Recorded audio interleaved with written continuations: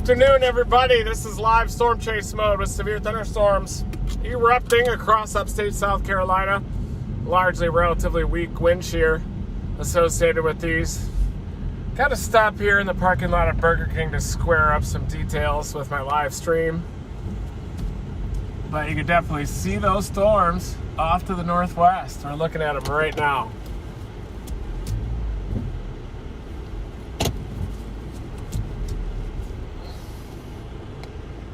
Thanks, guys. Thanks, Brian.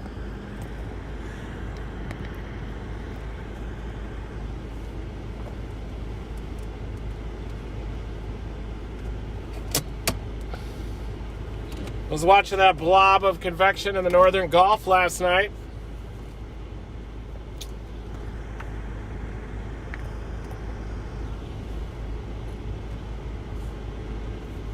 See the crepe myrtles there. So right now, this is what we've got. We've got a couple of severe thunderstorms across upstate South Carolina. This one to the northwest of Clemson. This one that's starting to intensify up near Marietta a little bit. So I'm trying to decide, do I head after this one that's probably pulsing up and back down again, or do I hold this position just to the south of the storm that's developing to the northwest of Marietta? We've also got a convective line that extends into northeastern Georgia. And these storms down near the I-95 corridor have also looked quite favorable at times. And there's actually like a 20 to 30 knot 850 low-level jet out here with these storms east of the I-95 corridor.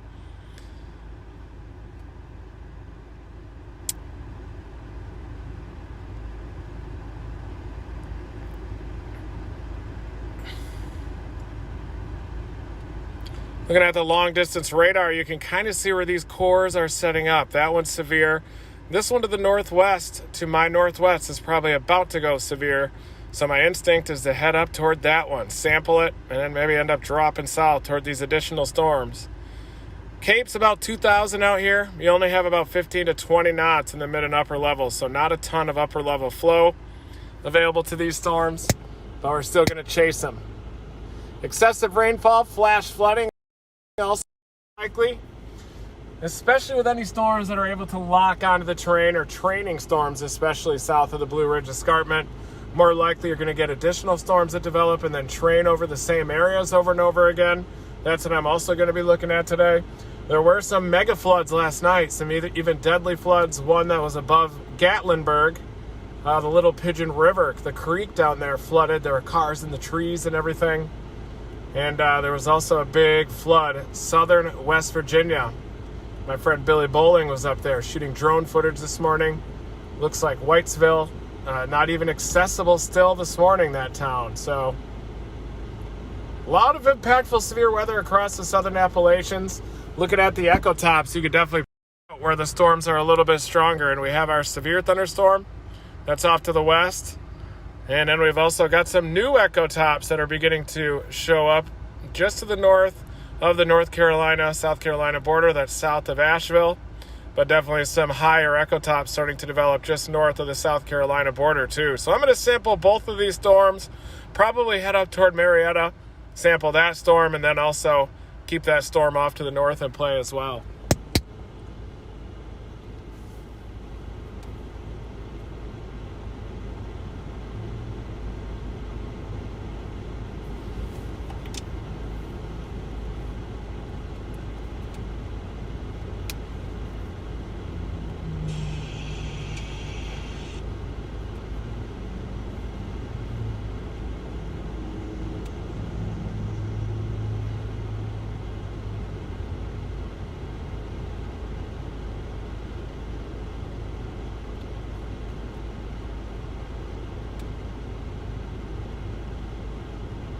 Yep, Pascagoula.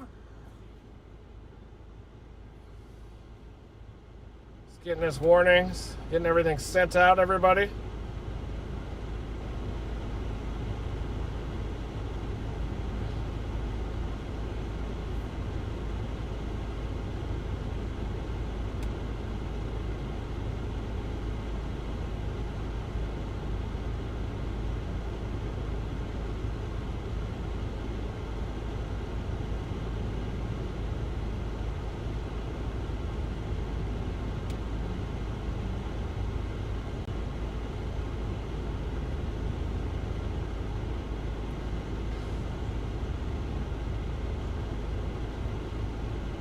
Goal is to intercept wet microbursts and flash flooding once again.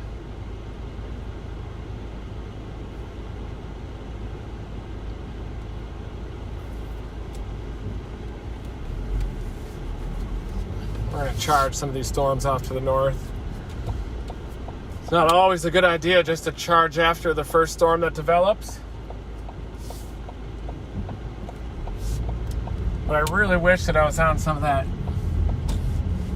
terrain-locked thunderstorm action. Looks like we got some updrafts off to the west as well starting to develop.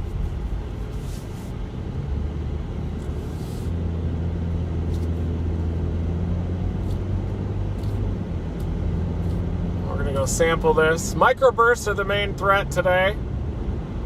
Damaging straight line winds, maybe some isolated trees that might be coming down. But we're also looking for that excessive rainfall. There you can start to see that rain core off to my northwest. Definitely starting to show some echo tops beginning to increase on that. There was a cloud to ground lightning strike.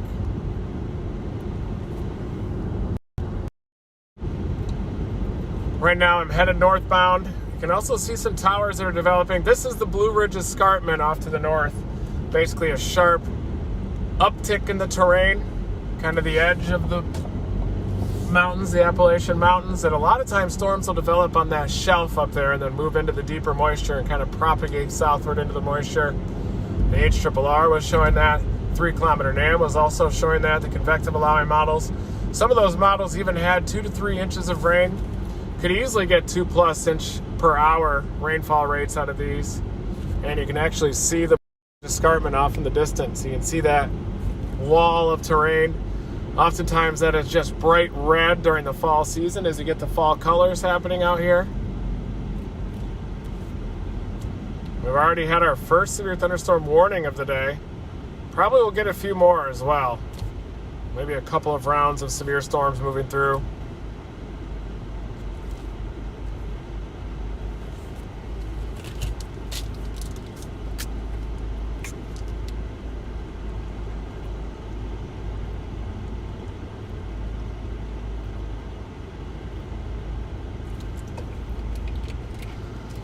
Watching that blob in the Gulf of Mexico, but the National Hurricane Center has reduced the probability of development to 0%, even though there's still a couple European ensemble members that are showing development over the weekend, even the late weekend that might develop.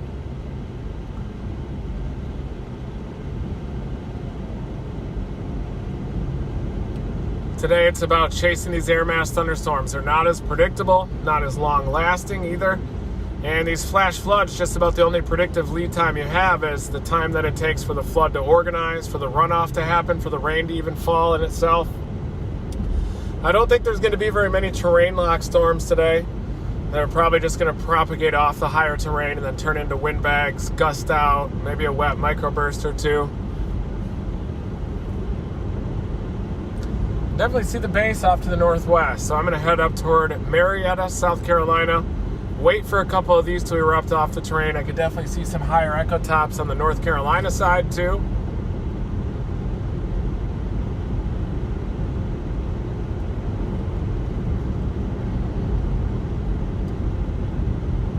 I was thinking about blasting off toward that blob. I know you don't want to mention this, but in 2016 there was kind of a potential tropical cyclone that eventually kind of became more of a tropical wave type of a disturbance. And I was down there covering it for AccuWeather in the Florida Panhandle, and they ended up pulling me out. And then it turned into like the biggest flood in 50 years down in Louisiana. And obviously that's not going to happen again. I know people have a lot of PTSD from that flooding event, as well as from other flooding events in the past. But really, you can never anticipate an event being as severe as something like that. A lot of times they just kind of happen. It's very difficult to predict an event that's that historic. I do think there's going to be some isolated flooding, some puddling of the roads, but I don't think it's going to end up being a mega flood with the latest guidance. A lot of those double-digit rainfall totals that the NAM was showing across southern Louisiana hinged on the NAM spinning that system up into a tropical cyclone.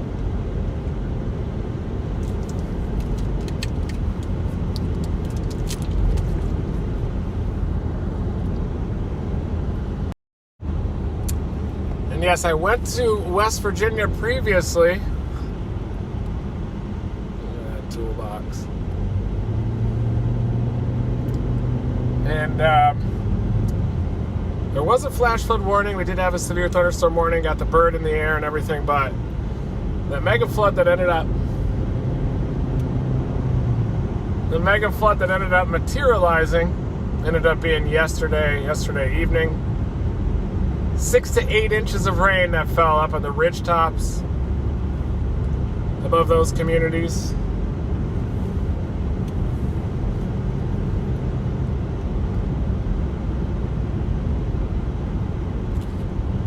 It looks like this storm is starting to die out just a little bit.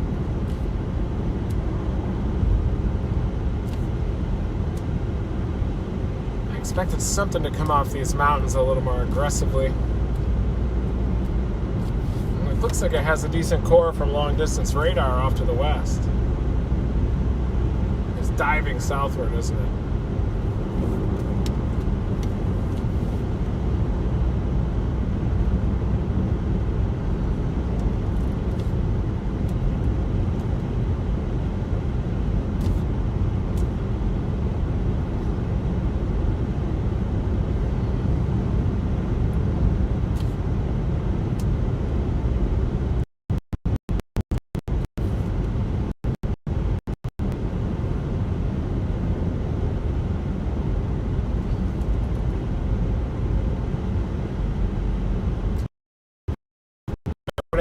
West toward the Marietta area. I'm on 25 right now, so I'm going to punch it west into that, trying to intercept that little core 1 mile, then we head west toward Marietta.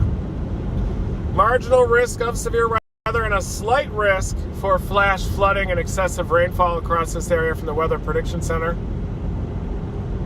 I was looking at some of the flash crest model, trying to find some of that output, stream flow data. It's probably all in-house, probably only national use that data, but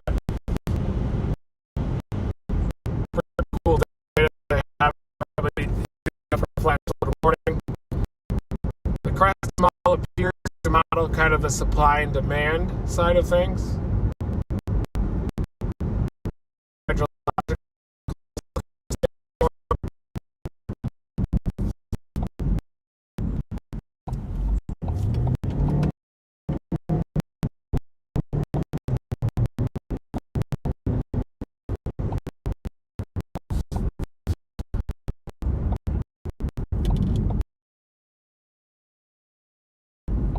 Precipitable water values are approaching 2 inches out here, still pretty high.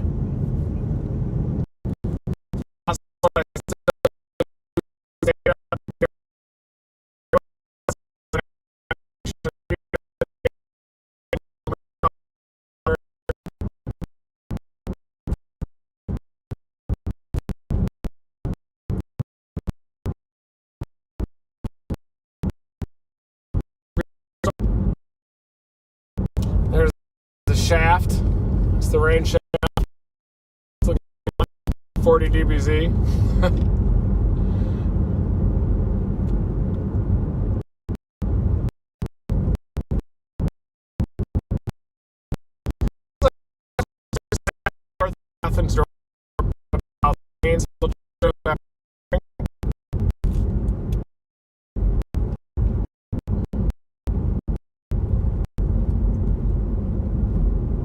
There you can see the base on the left side a little bit of this air mass thunderstorm.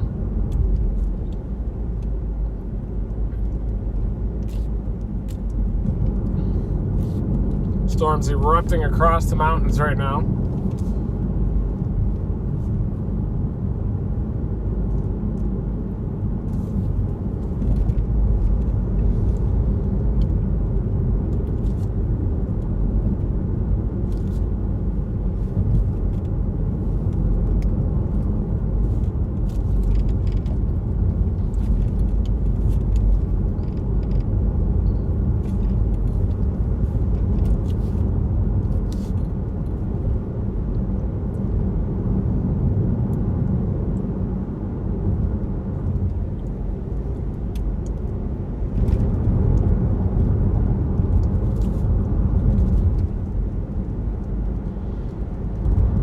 westbound. I'm 4 miles east of Marietta right now. I'm going to sample this little echo here. It's got about 50 dBz. Nothing incredible, but we'll at least be able to get into some rain and maybe even a storm.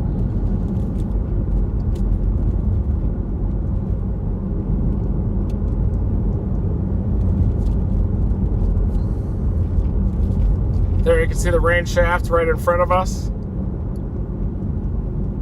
Oh yeah, there's a little bit of lightning, so we have intercepted a storm so far.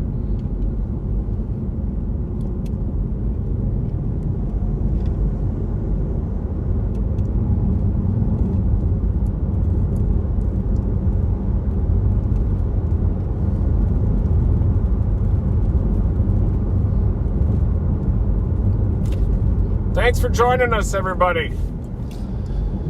Rain shaft, wet microburst chase, excessive rainfall and flash flooding underway. We're in upstate South Carolina right now. Lots of forest land out here, beautiful forest.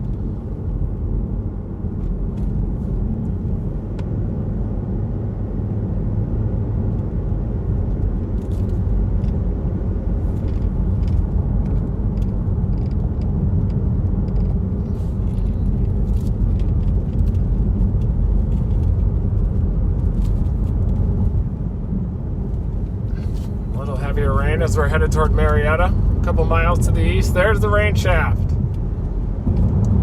See how heavy this is. Based on the radar, it looks like it's not too terribly heavy. This thing will have to really erupt and intensify. Ramp analysis shows kind of some. There was a nice.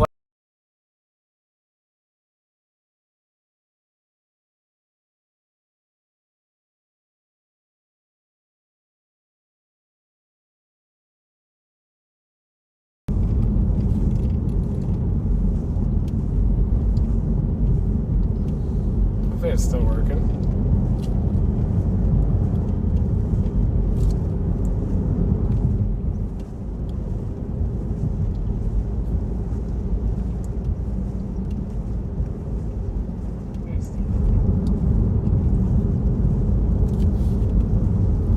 Someone said I got a sow in labor. Oh my goodness. I really feel for those sows. Saw one of those during Hurricane Ida last year as we were chasing. A little bit of some wind up there at the treetops. Probably a little bit of some microbursts, a little evaporational cooling action.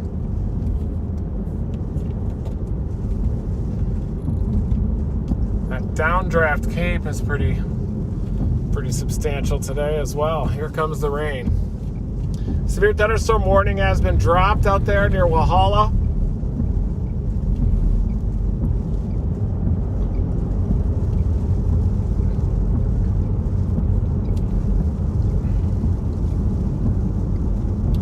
Here comes this storm coming into Marietta, South Carolina.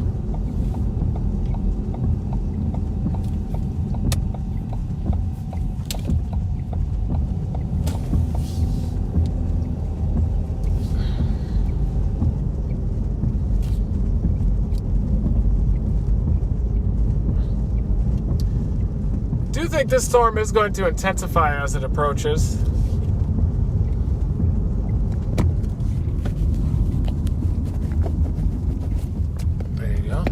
Set to clear off the lens. Nice and crisp.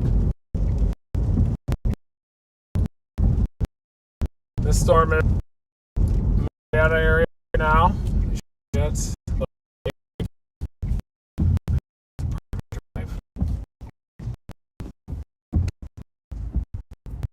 There you go. Storm. I think it will intensify southeast, essentially toward the Greenville area.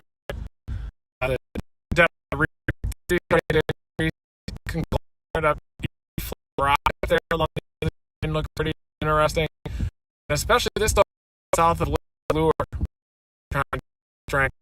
If anybody's able to anchor on terrain over the same areas, it's a of rainfall of the producing flat is our form severe storm near the same area. Especially and so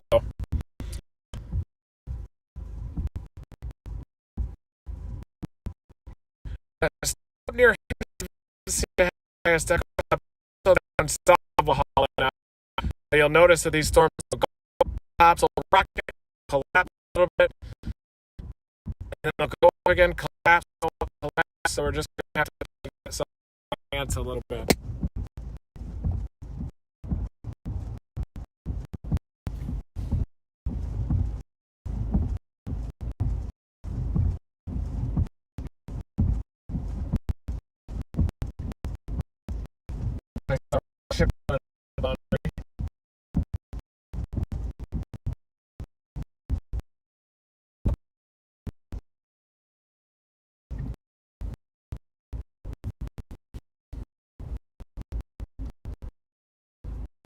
Severe thunderstorm warnings near Grenada, Winona, up in central Mississippi, but this blob connection.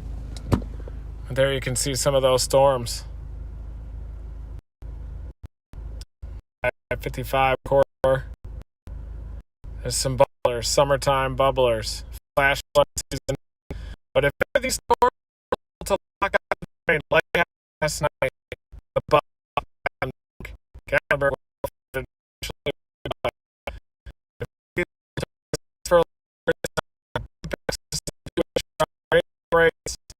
they quickly become life.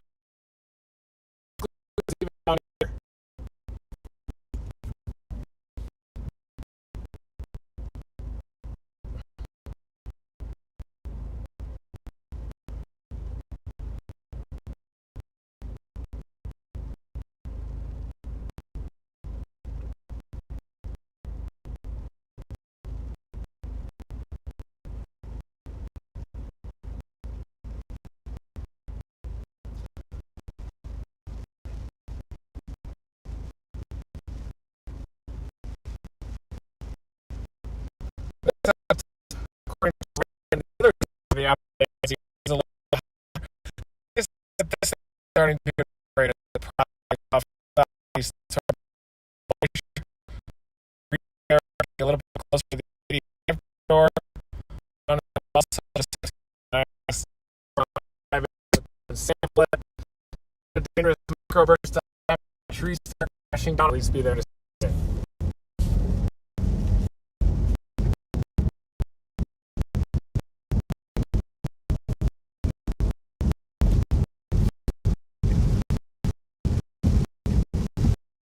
Heavy. Very heavy. Rain.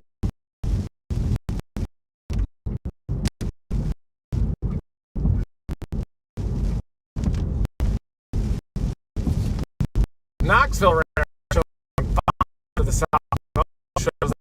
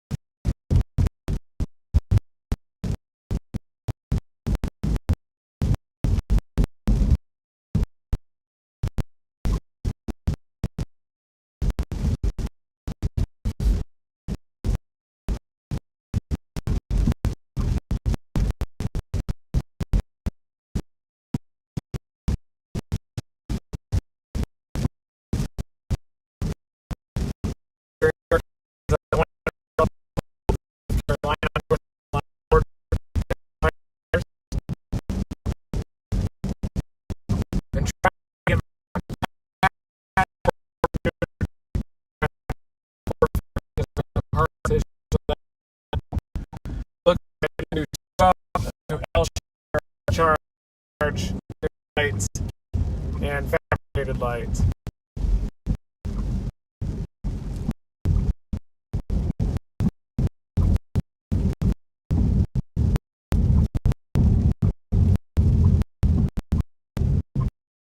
Okay, let's go over here real quick. It's got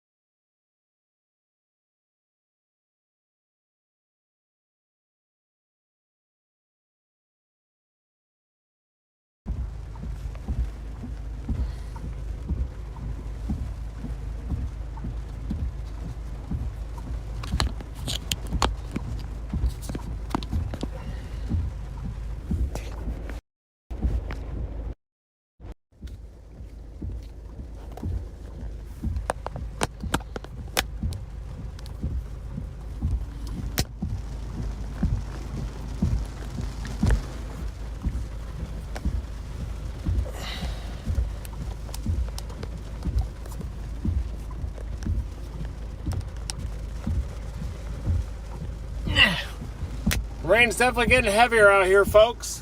Hopefully that's working. Let me see. Looks like it is.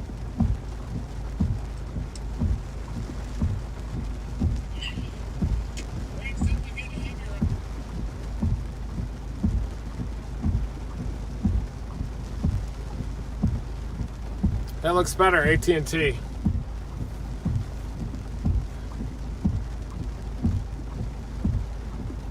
Thanks. So we do have a bunch of storms that are beginning to develop from Hendersonville all the way down toward Travelers Rest, including the one that I'm on. Looks like there's also this outflow boundary that's been shipped out off to the south. It could trigger the initiation of additional storms. There's Greenville. We've also got these bubblers off to the northeast, including one up near Lake Lure on the North Carolina side.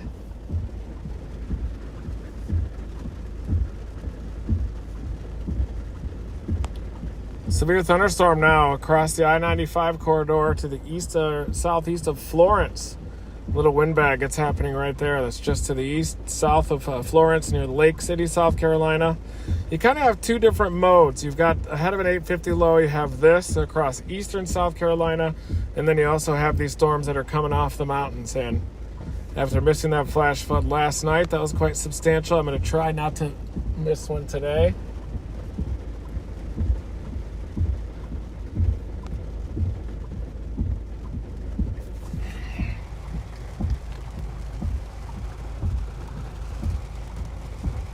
Another storm down near the I-85 corridor in northeastern Georgia.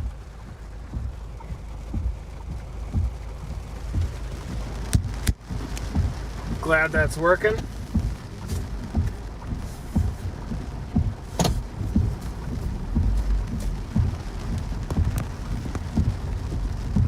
Well, it must mean that Verizon is throttling me a little bit. It says I have 5G Verizon coverage here, so it could also be just a 5G issue.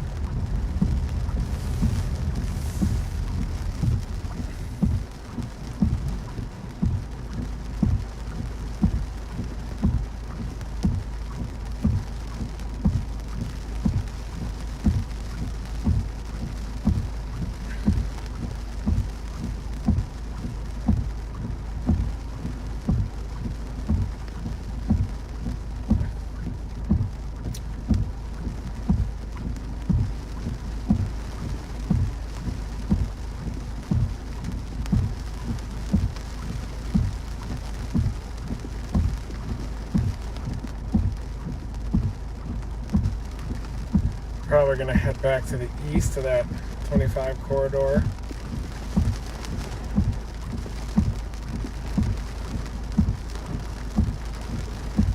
Stay ahead of this and anticipate the development of new thunderstorms along that outflow boundary a little further south and closer to Greenville.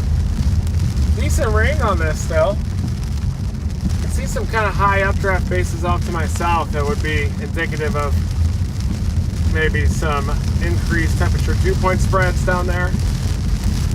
Slight risk for excessive rainfall and flash flooding that has been issued by the Weather Prediction Center for this area. Definitely wouldn't call this excessive rainfall. That would probably be, I would classify it as anything greater than 3 to 4 inches of rain this time of year in this area. It all depends on the geography too.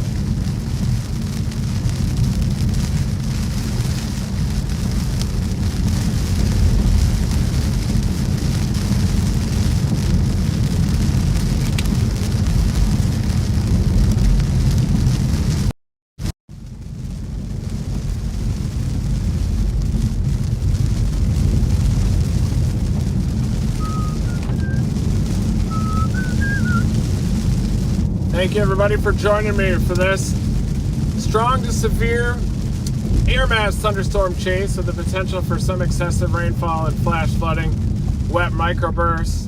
Whenever these rain shafts collapse, you could easily get 60 to 70 mile an hour straight line winds out of these.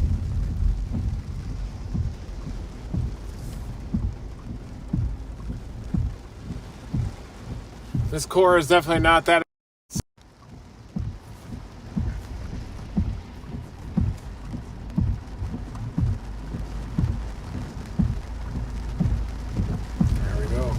We're definitely gearing up for the tropics too. Getting these live streams ready for hurricane season, flash hurricanes as well. Getting that season ready to go. And we're just working the periphery of Thunderstorm right now. I'm on Highway 27. You can see the rain shaft off to my right. You can also see some more updraft bases that are starting to develop along the outflow boundary on the southern edge of this collapsed storm.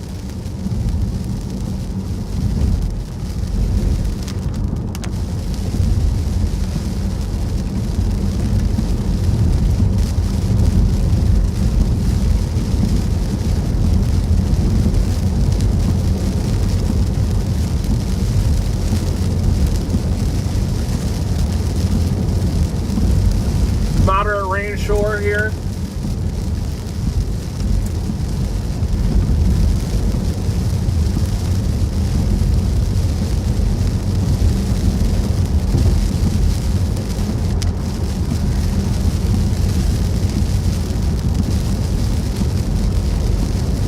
You definitely see some towers that are starting to develop down closer to Greenville too, along that outflow boundary off to the south. Thinking about dropping down there too. Sampling that mode of convection. Also watch that area down near I-95. Severe thunderstorm warning down there.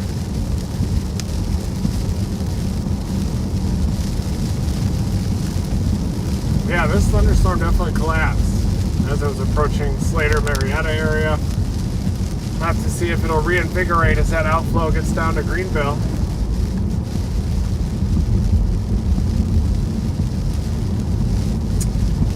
One thing I'm noticing is that to get these terrain lock storms, sometimes it's best to get a convective line that's approaching the Appalachians from the west.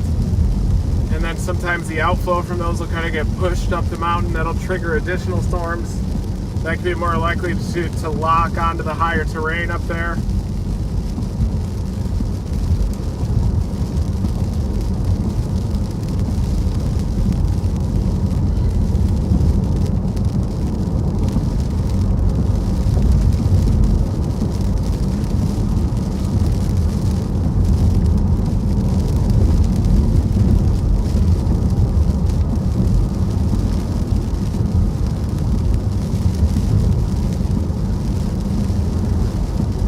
Good chance we don't get a severe thunderstorm too. I saw that warning pop up near Walhalla and went live, and then we blasted off to the northwest and collapsed. The other target storm collapsed, and now it sent out some outflow off to the south, getting closer to Greenville. Maybe some storms out there too. Waiting on a new storm now to develop. I see one developing off to the north side of Greenville, northeast of Travelers Rest. I can already see that core too. It's off to my left.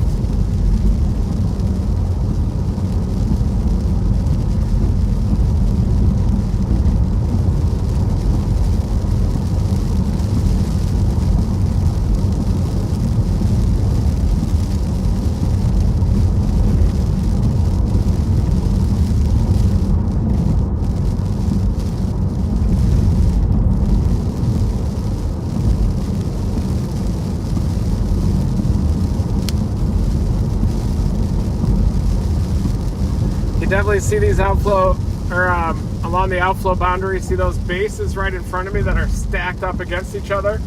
Those are all updraft bases and developing towering cumulus clouds that are trying to mature into storms. They gotta start somewhere, and that's on the outflow from the storm that collapsed off to my north near Marietta. So I'm headed in that direction to see if one of these bases will be able to mature. Coming down from Marietta down into Travelers Rest now.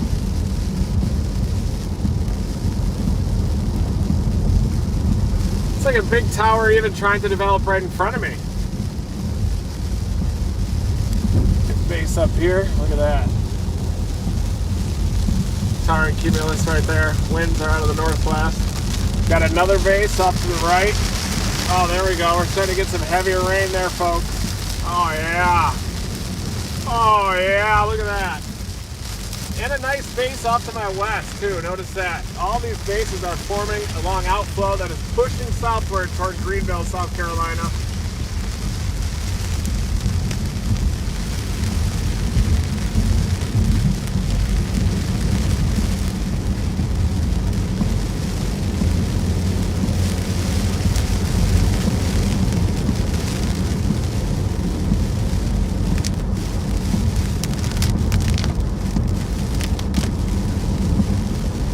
Yeah, it did seem like Verizon loved that 5G tower a little bit too much. So now I'm trying to get back into the warm air.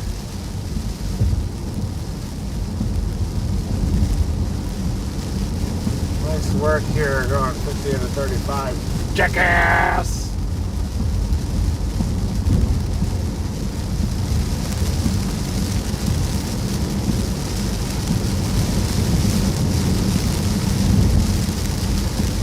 You can see how it's more cumulus field and some towering cumulus as we're looking a little bit further south. Eventually one of these are going to dominate and they could cluster together, and it could very easily start to get some excessive rainfall if these begin to stream over the same area. Trying to come up with a game plan here.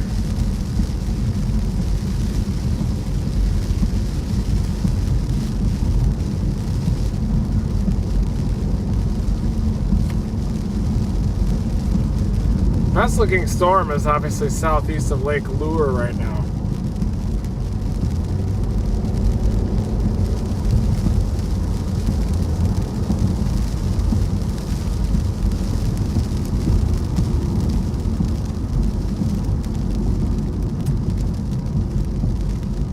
Seeing some decent updraft bases off to my right too, so may just head down toward Greenville and let these mature.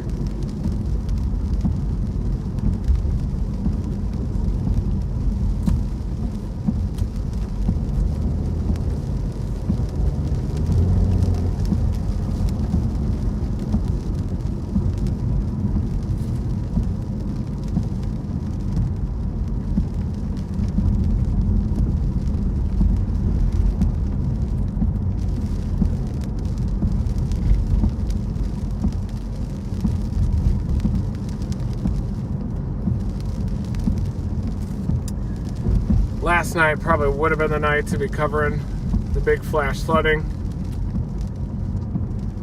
That one west of Forest City is trying to intensify.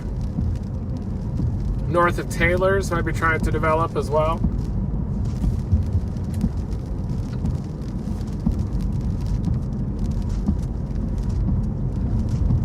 You can see some southerly winds.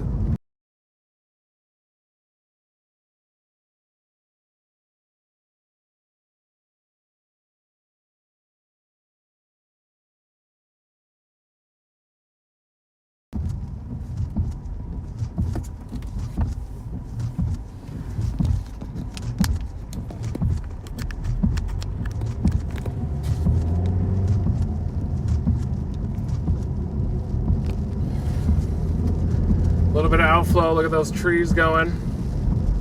So what happens is these rain cores collapse. You get evaporational cooling, hits the ground, spreads out, and that's why you get straight line winds from these microbursts.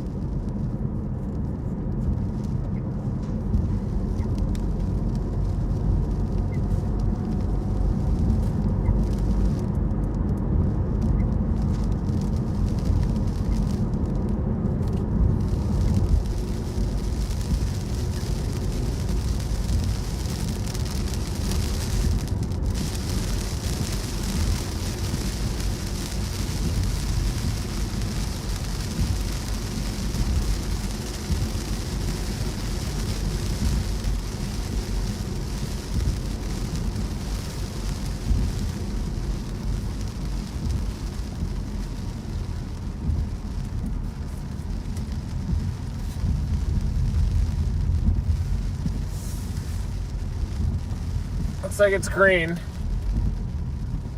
Brian.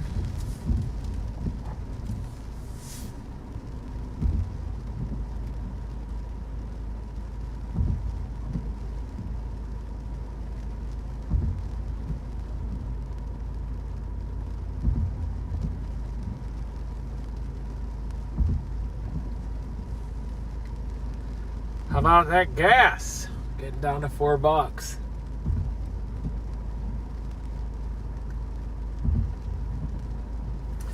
Here is the synopsis of convection right now.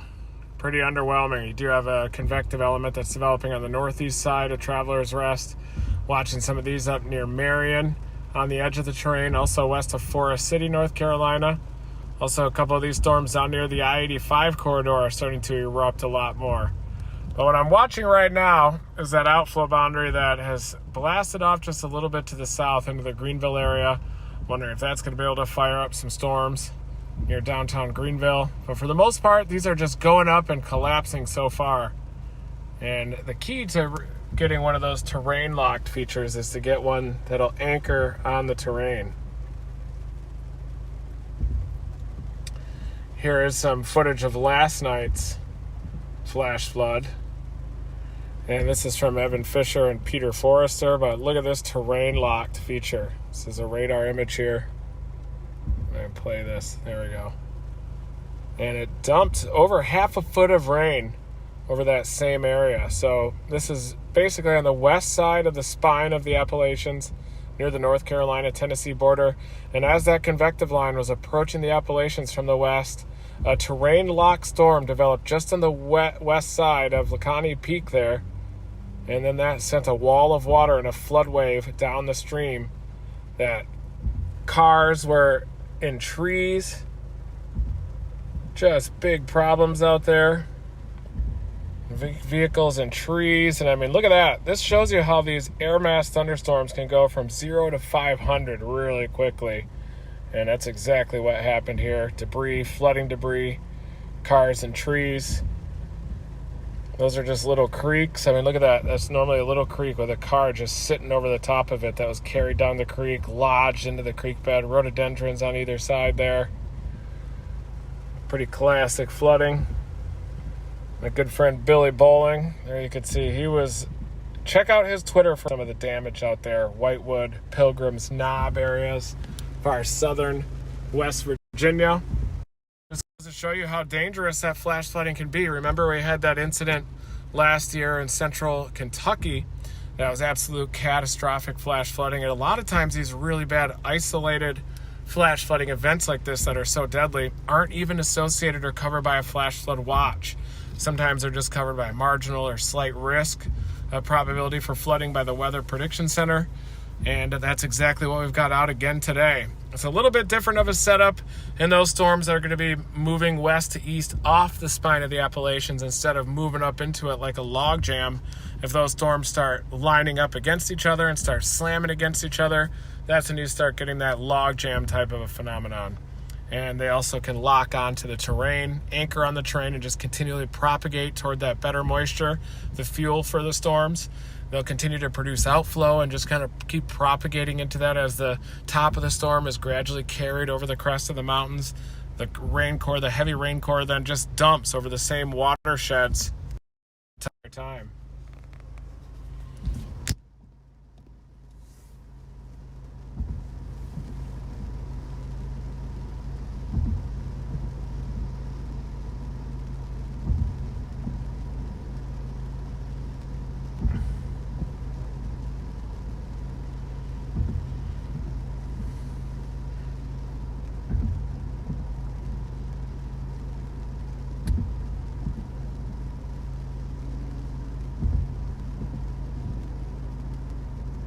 Looks like this thing could end up being a dud, but we'll see. We're going to chase it anyway, like it's May 3rd, 99. That's what we do. Chase every storm like it's May 3rd, 1999. You have to. Even if it's air mass thunderstorms, different types of impacts, you got to chase every storm with the same level of laser beam focus. Laser beam focus, everybody. That's the key.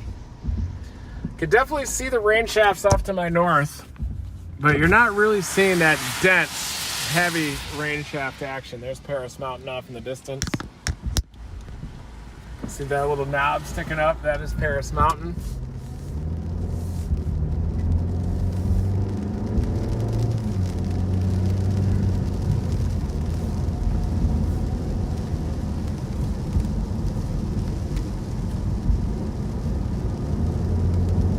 gonna head down toward Greenville and stay ahead of this outflow and see if these storms reinvigorate again.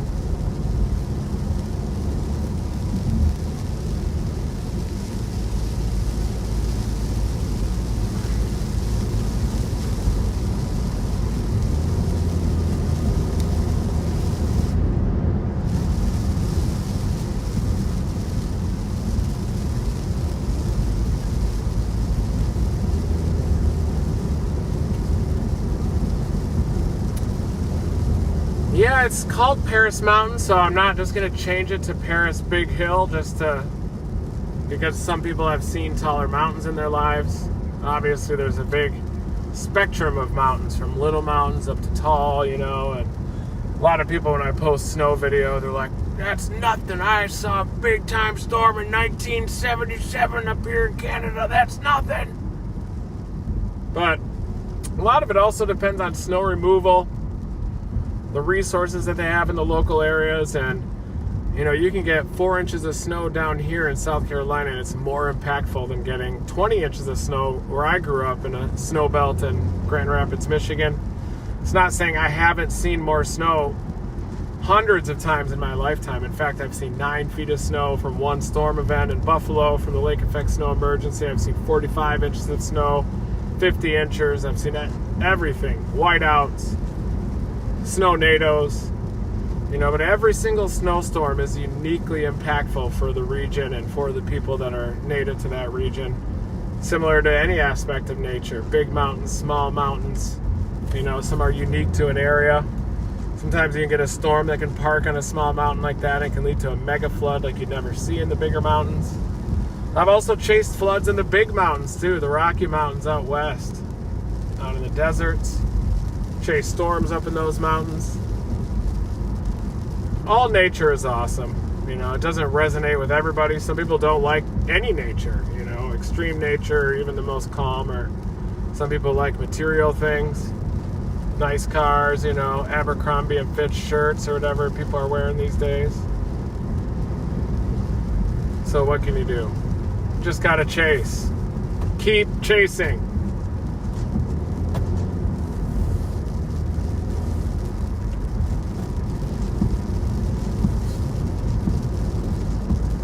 Oh yeah, that can happen.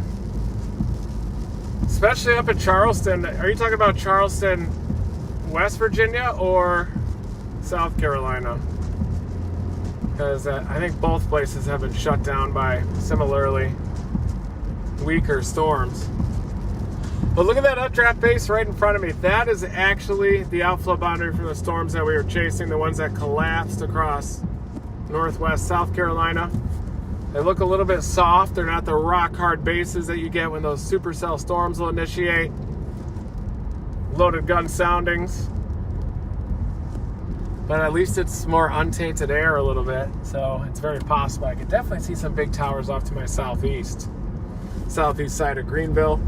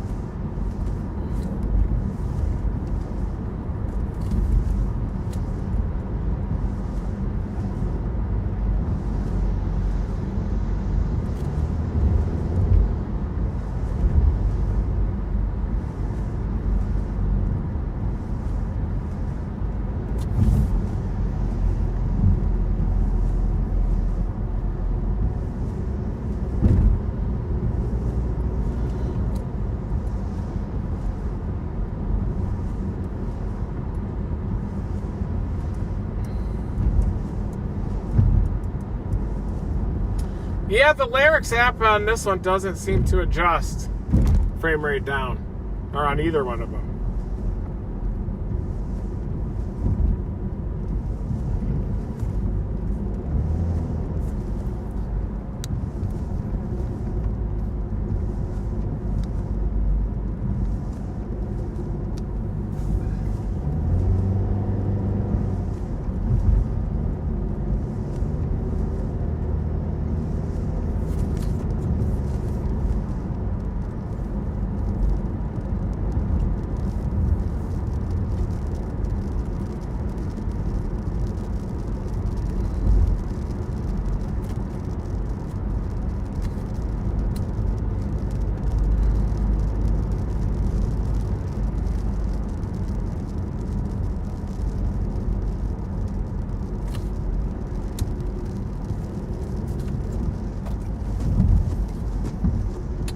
Yep, a little bit of rain coming into Greenville.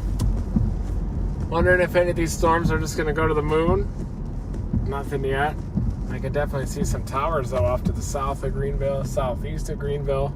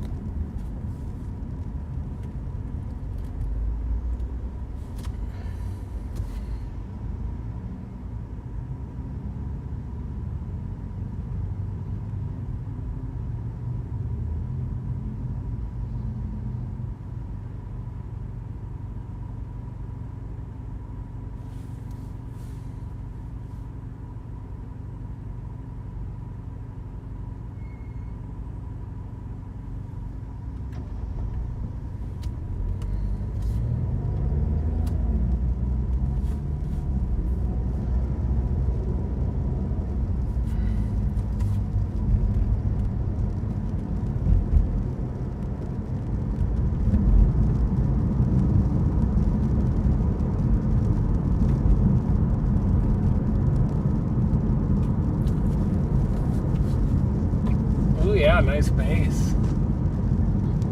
Whoa, those people are fighting. Oh, crackheads.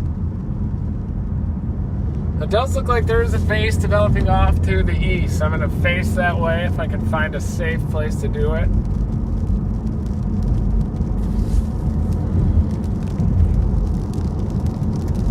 These people looked like they were intense back there.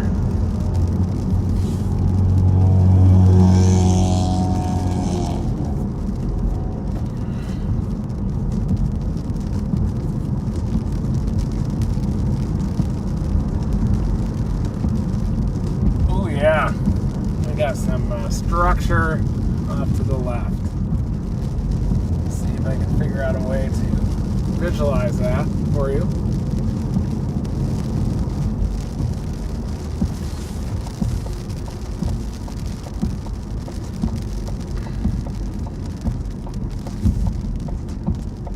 There we go, turning left into the storm. I got some new structure off to the east developing. Look at that.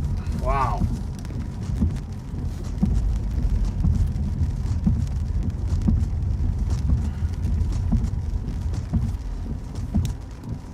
We got ourselves a cloud base, folks.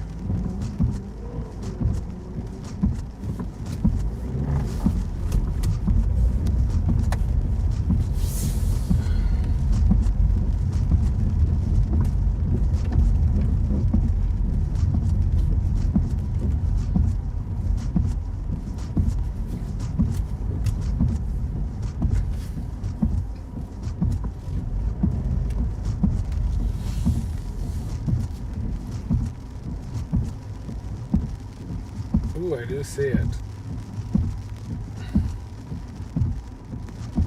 Adaptive frame rate.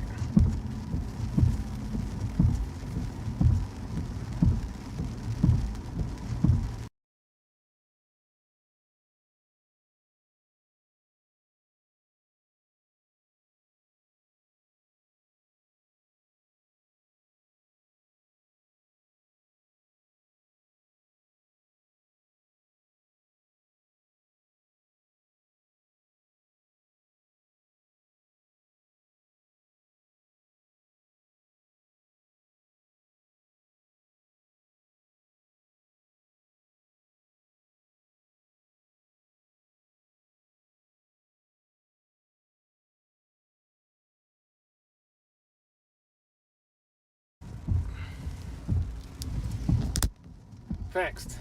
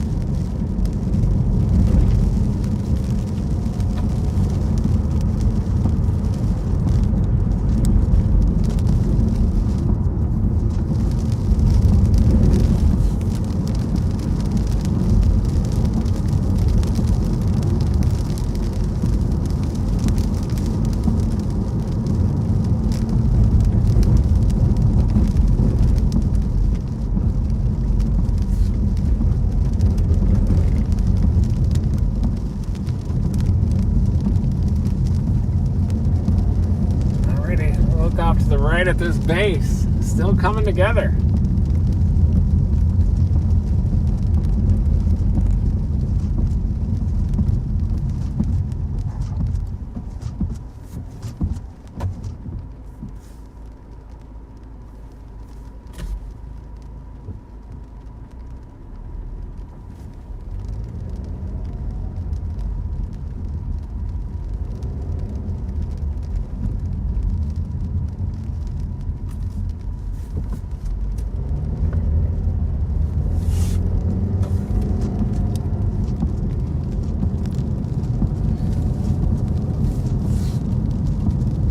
There's the base. A little bit of a lowering even on its backside, probably where it's intersecting with the outflow boundary. Little tower above it too. Look at that. We are on the board.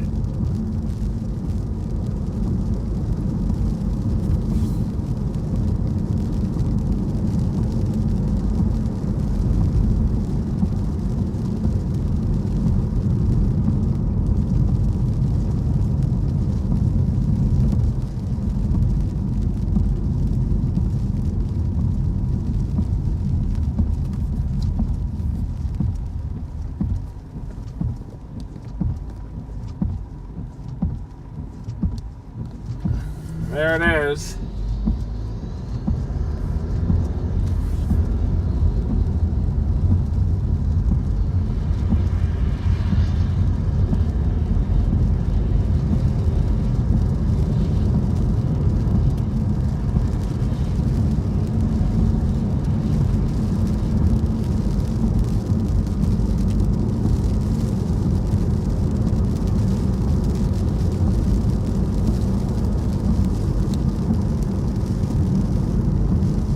Probably get a land spoot off this, but we do have a nice base in front of us. Nice updraft, nice soft base.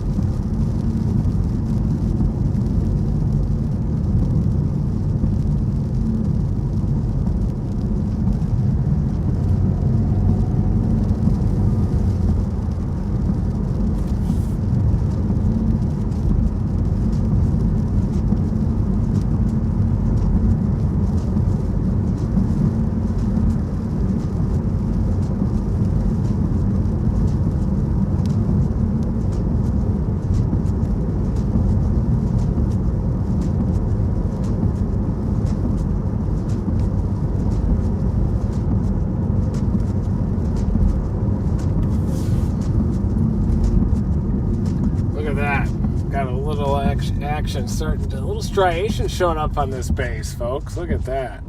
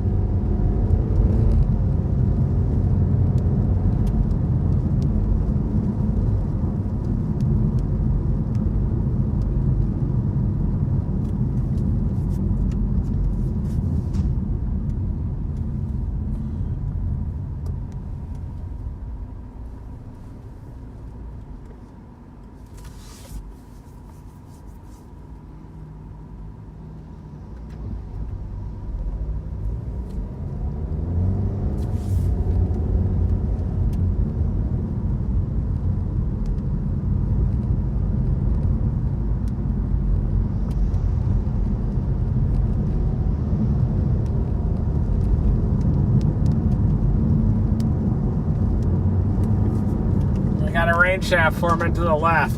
We're gonna go after that thing.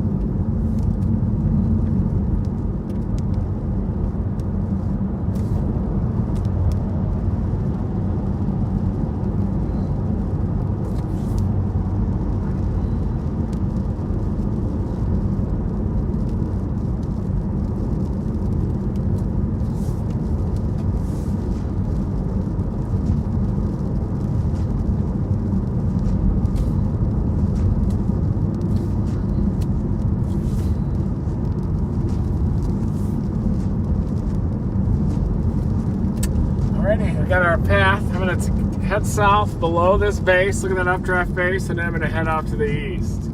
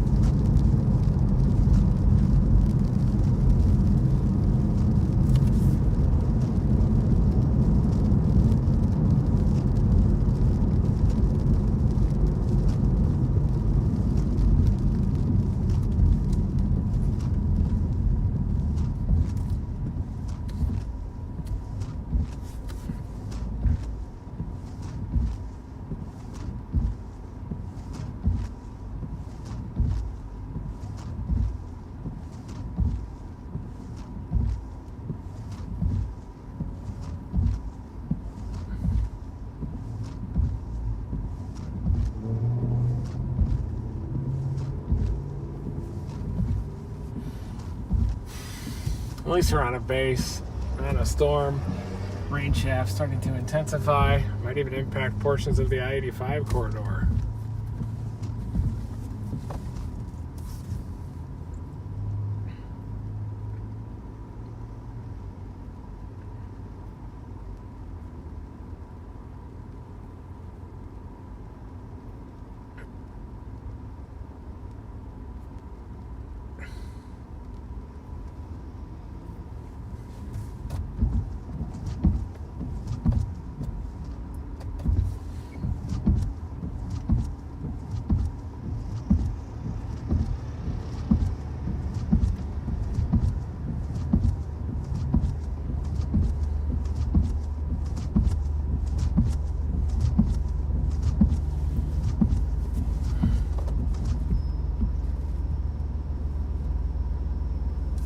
Yep.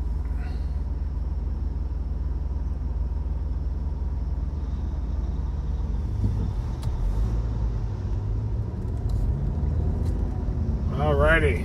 We're going to go after this rain shaft. There it is, turning into it. Oh yeah, look at that. Updraft base, rain shaft right next to it. Down near the Roper Mountain area in upstate South Carolina.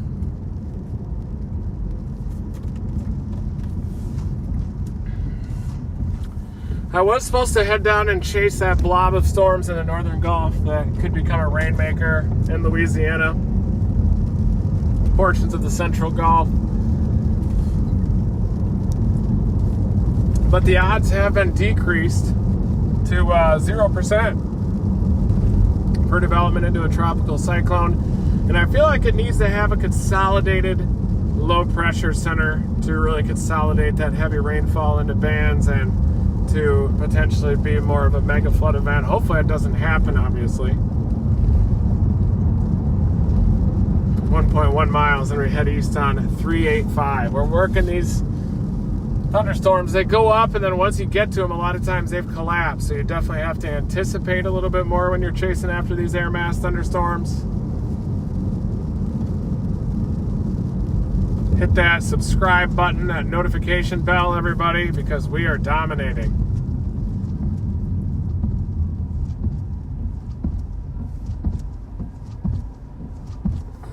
Emergency vehicle coming behind me. Oh, this one is starting to intensify a bit. That's the storm off to the east. Just the last couple of scans, this thing has erupted. Look at that. Boom, the other one right along that outflow boundary as it's moving through Greenville. We anticipated that storm collapse and that the outflow boundary would be the focus for renewed development. And we are now on this storm. We're going to head on 385 down to I-85 and then punch into that core.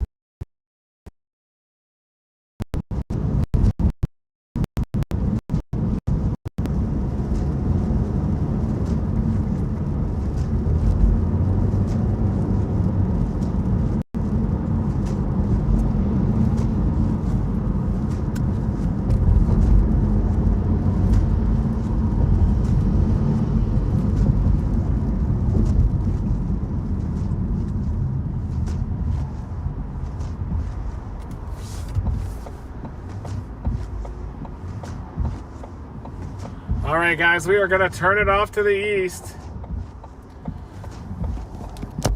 This storm is starting to impact GSP radar site to the east of Greenville. There you can see the reflectivity starting to get above 50-55 dBz, which might be enough to trigger a wet microburst and a severe thunderstorm warning.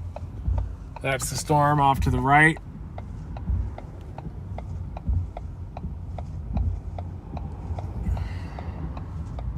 That's my location, looking east at that storm. It's going to meander down toward Five Forks.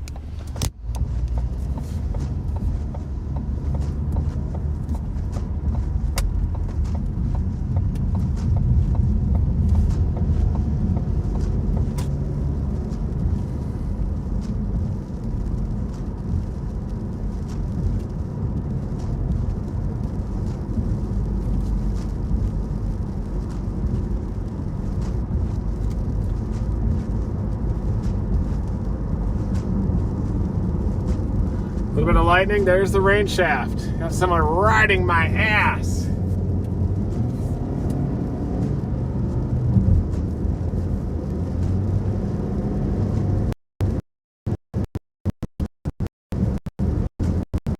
front of us. And it is propagating toward the radar site.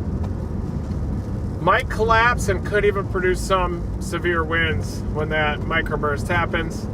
Remember Cherokee County out in Georgia recently, a bunch of trees were down.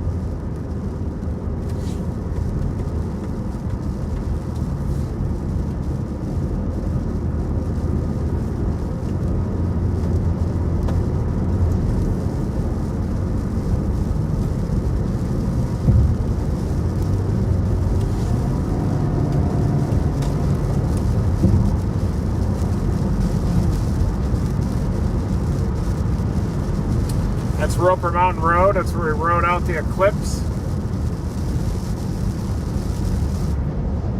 Back about 5 years ago now. Wow. Starting to get into that heavier rain on the as I'm headed down toward 385. There you can really see it on the horizon. And then we're going to take 85 eastbound.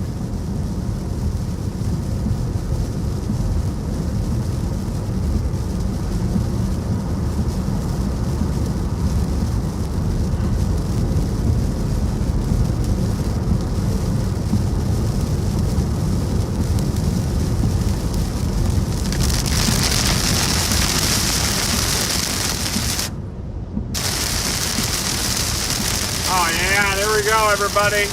Nice warm rain processes here. Some coalescence, big drop, uniform drop, spectrum happening.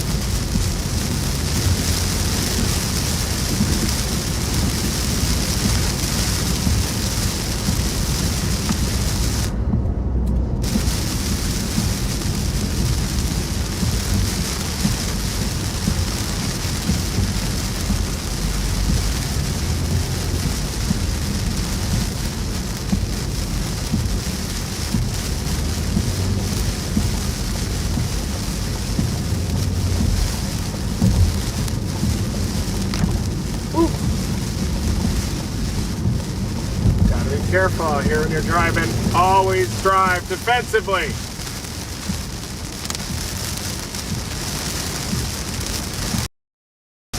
All right, everybody, we are intercepting a storm. Sub-severe, but it's moving right over the GSB radar site. It's obviously intensifying. We definitely saw the structure of that storm start to look better organized. Getting on I-85 to move a little bit east to get just to the east of this storm. And I'm going to take you right into the heart of the core. It's actually 2 inches rainfall rate, but it's going to take these storms to basically train over the same area to result in the excessive rainfall. But if it trains over the same area for a couple of hours, we got big problems flooding out here.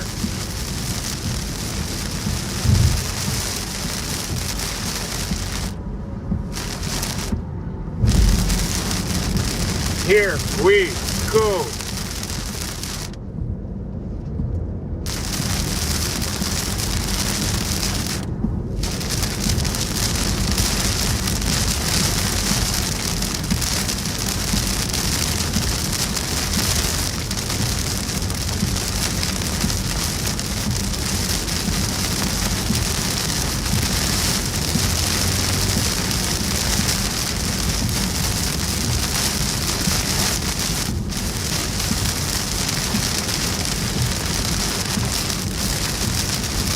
A little bit of debris there on the side of the road. I wonder if on the periphery of this rain shaft, if we might be getting a little wet microburst action.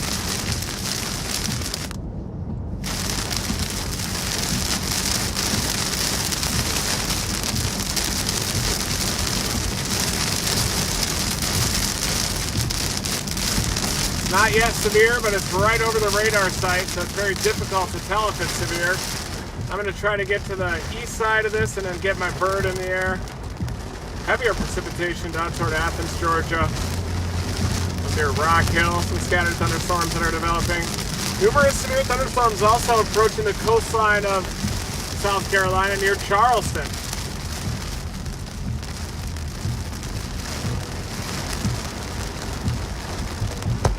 A couple of supercell structures, even some transient supercell structures down near the Charleston area, getting a little bit closer to the coastline down there. Yellow box.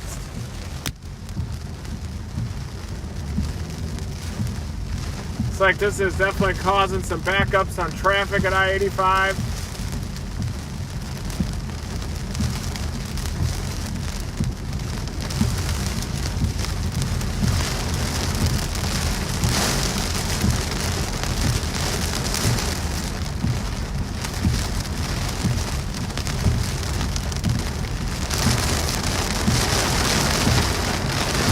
Big heavy rain.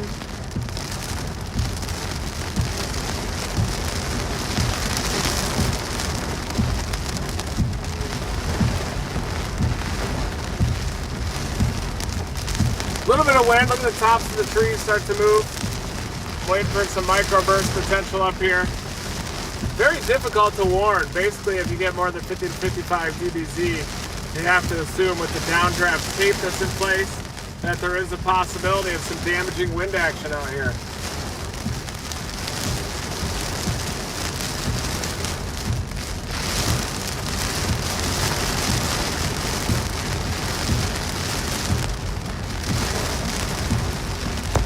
Here's the traffic from that heavy rain on I-85. Oh yeah, look at this, everybody. Wet microburst intercepted. Wow!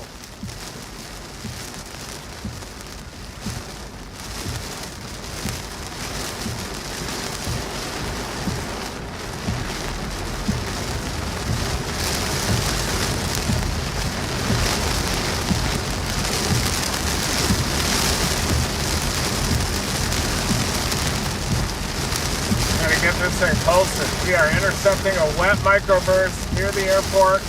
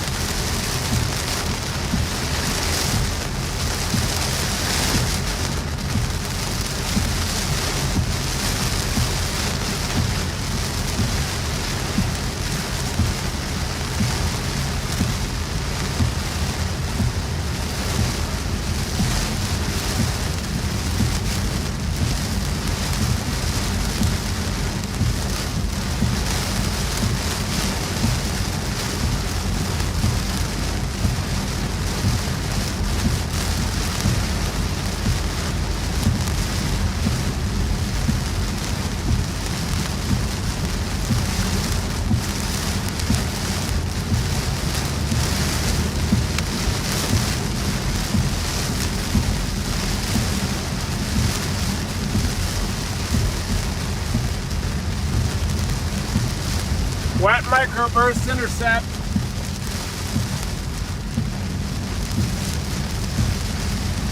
Heavy rain coming into the rain shaft here.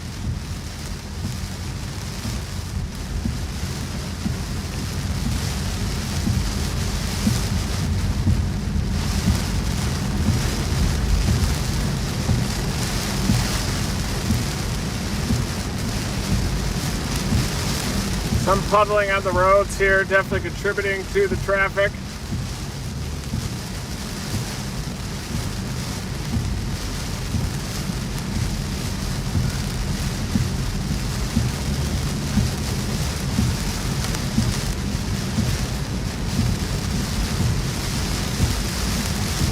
Very heavy rain.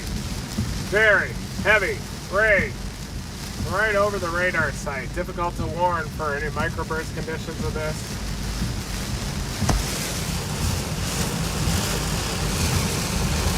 That's the radar site, the big black hole there. I'm on I-85 headed off to the northeast. Possible that this could be warned for a severe thunderstorm, especially given the potential for strong straight line winds on the periphery of this rain shaft. Pretty heavy rain out here, warm rain processes. Oh yeah, there's some lightning too. Major rain bag happening here.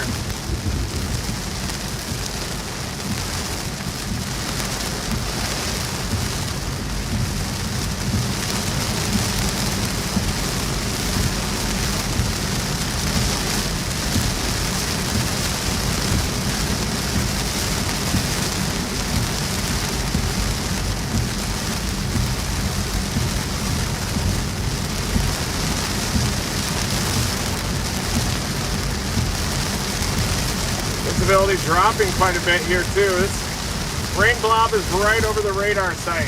Very difficult to estimate rainfall rates or anything with that. But I would imagine that at least small stream and urban flood advisory could be issued or some type of a special weather statement. This persists for over an hour or so, then very easily could get some flash flooding. There's Top Golf. Top Golf is getting rained on. Big time.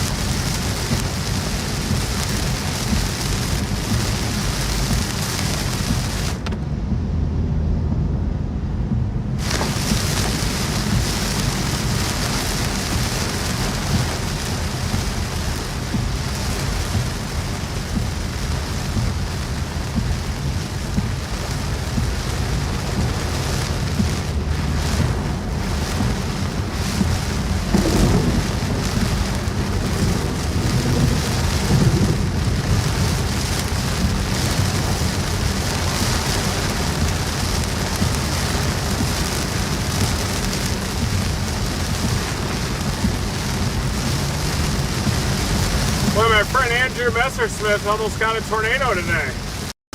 Out east.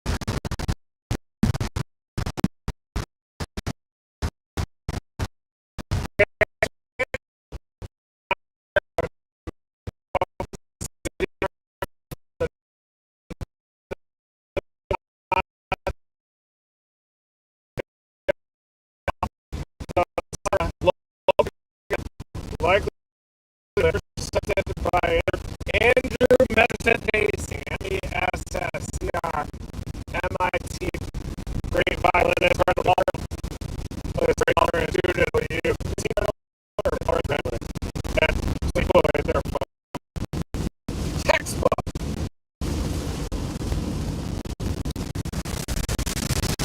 Back to the heavy rain. The rain back here. I'm near the Greer exit 56.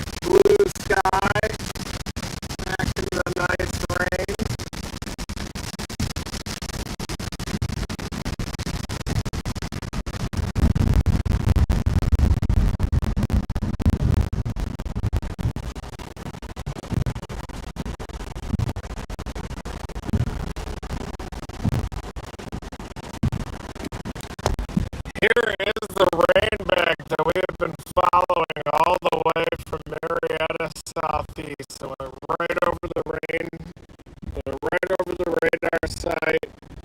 I was wondering if that was some type of a semblance of a hook-like appendage. So we're going to drop south on that other road and see if we can get an idea of what the structure might look like.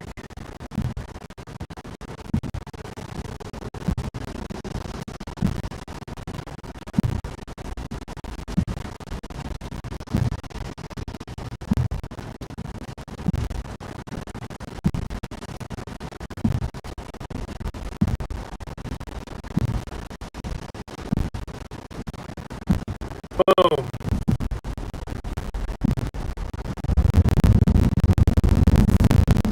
Heading down to Woodruff. Woodruff. Woodruff. Woodruff.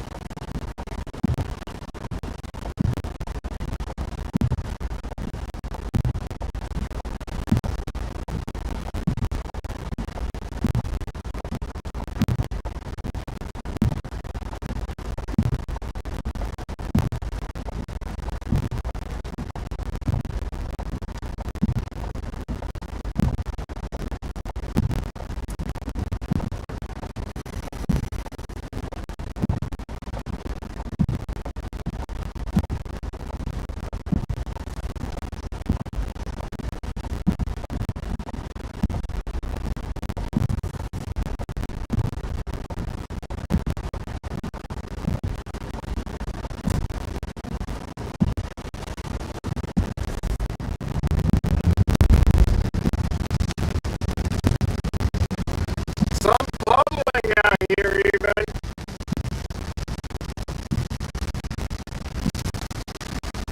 There's the storm off to the right.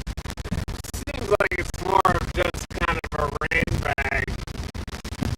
Probably already flat since we're on the west side of the core.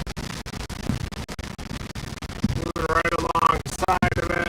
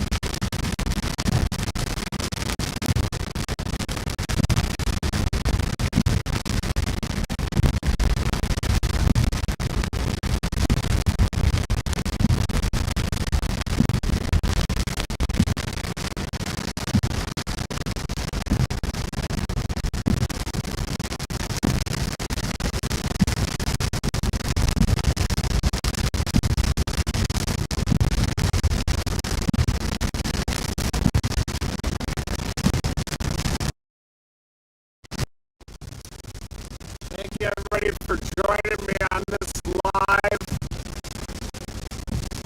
storm chase.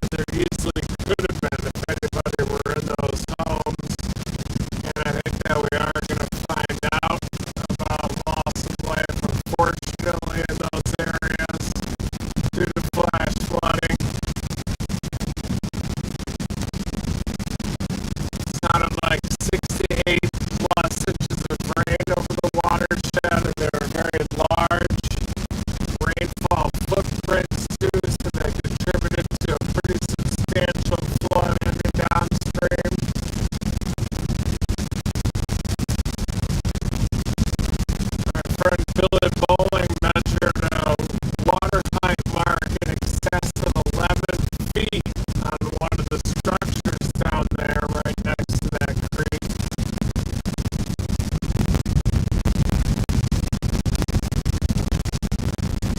Pilgrim Point.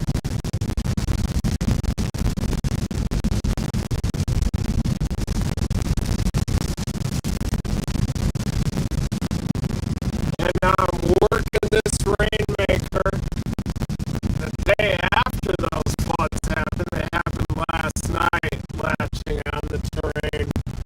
And now I'm on this storm northwest of the Woodruff area right now.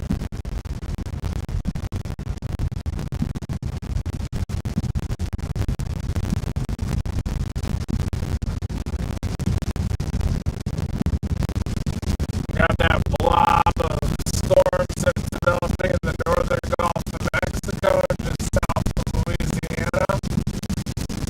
Now the National Hurricane Center has decreased the probability for development is 0%. Goose egg. It's as low as it gets, folks. 0%.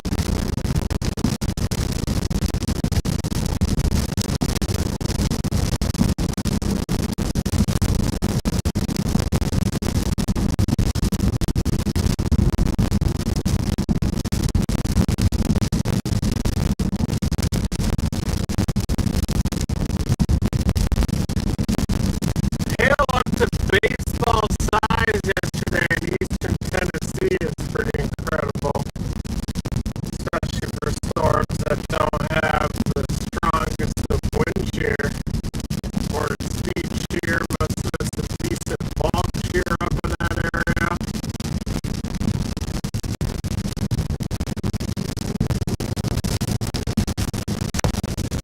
Still chasing this rain back.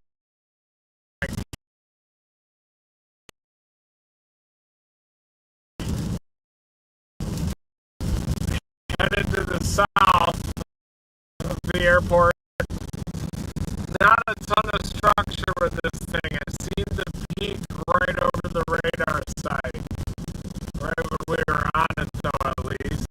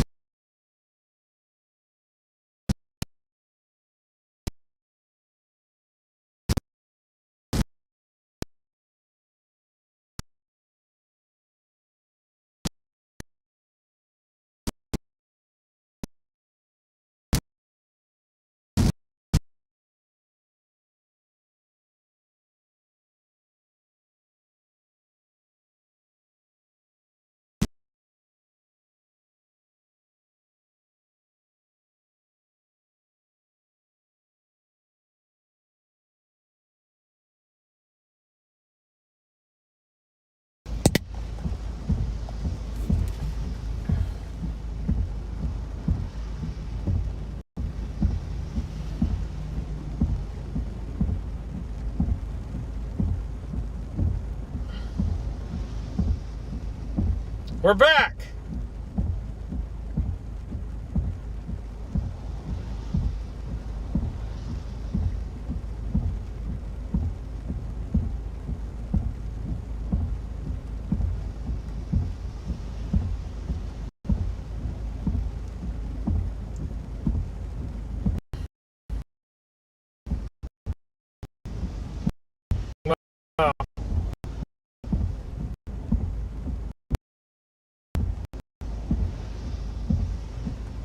All right, guys, I want to show you Andrew Messersmith's look at that near tornado Carolina once again.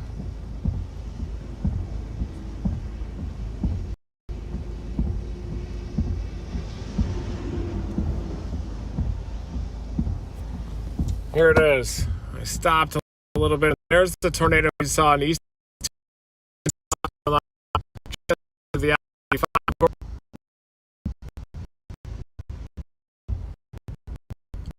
You can see it all back. You can see back behind RFD ball. RFD ball turning from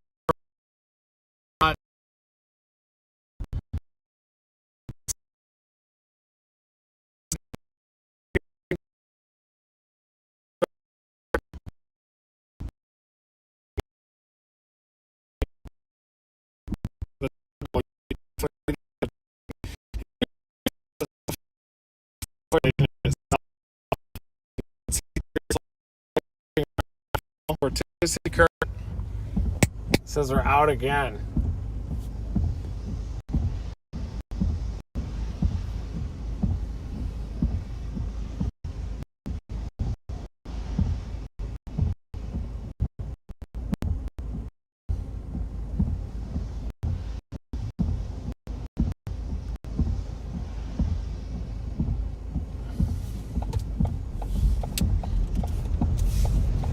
I think it's because of 5G, 4G issues going in and out.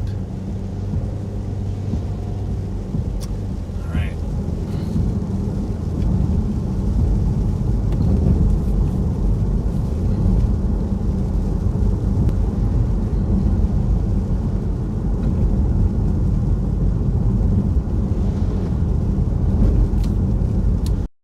This dam has collapsed. Coming into Greenville County now.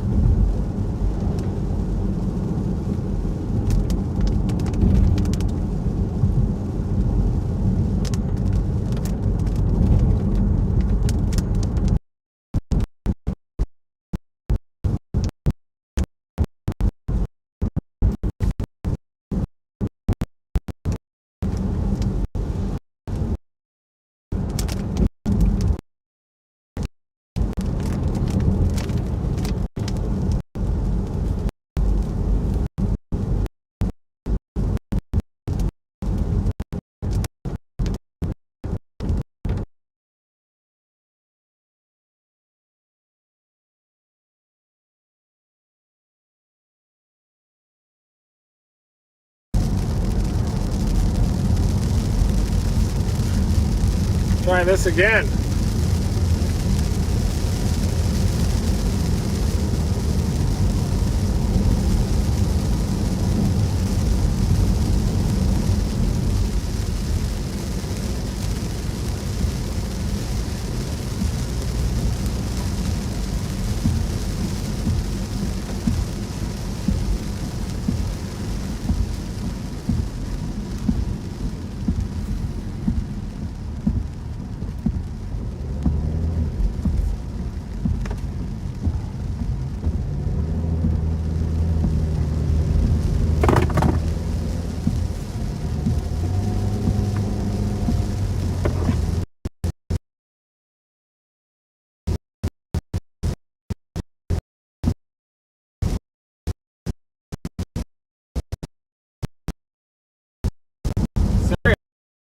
Shouldn't even be bad signal.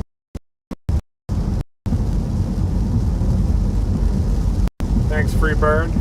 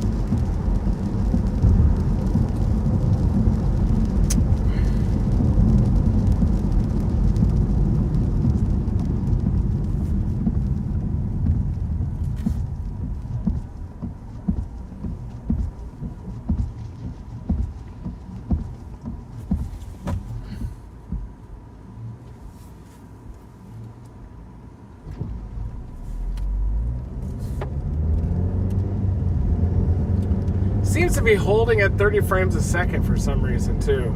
It should be adjusting down.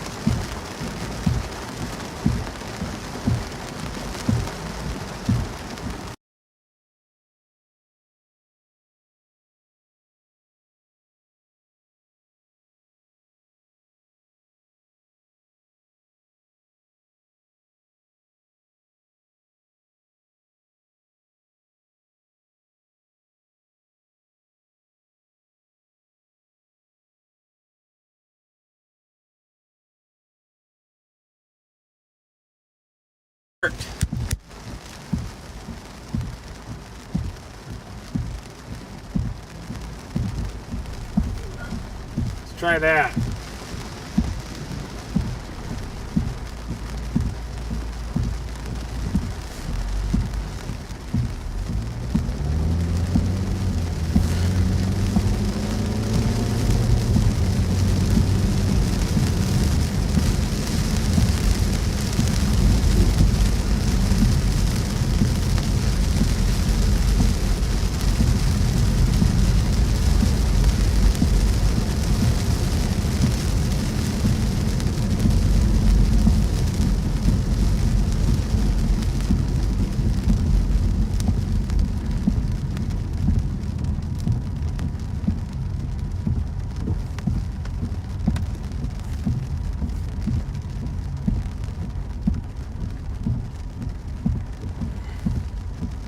There we go. I just adjusted that down to 15 frames per second.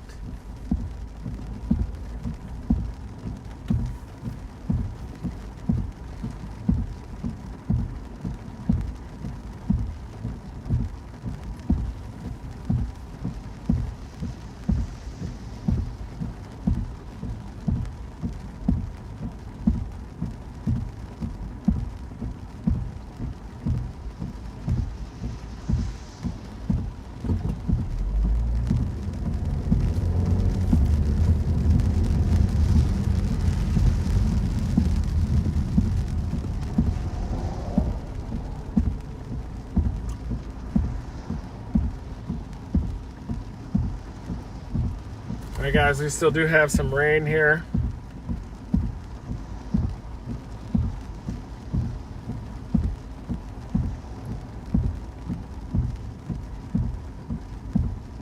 Yeah, I wonder if that high frame rate was too much, or the high bit rate. We'll see. That could have been it. That might just fix it.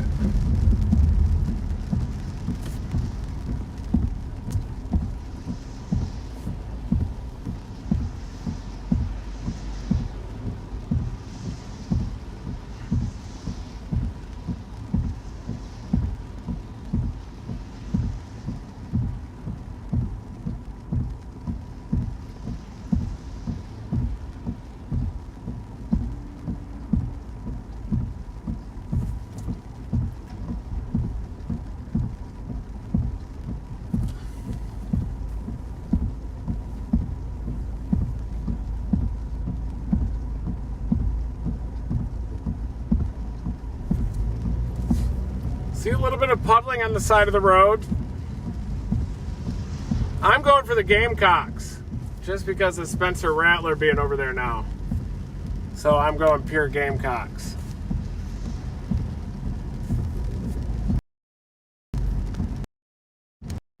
Hey guys, hopefully this is working now. I have 15 frames per second instead of 30. Had to notch it down just a little bit. Seems to be working a lot better, not getting as backed up on the video, on the live stream. And I'm starting to see some more storms, some bubblers, towering cumulus begin to develop on the higher terrain in the distance, up on the Blue Ridge Escarpment now.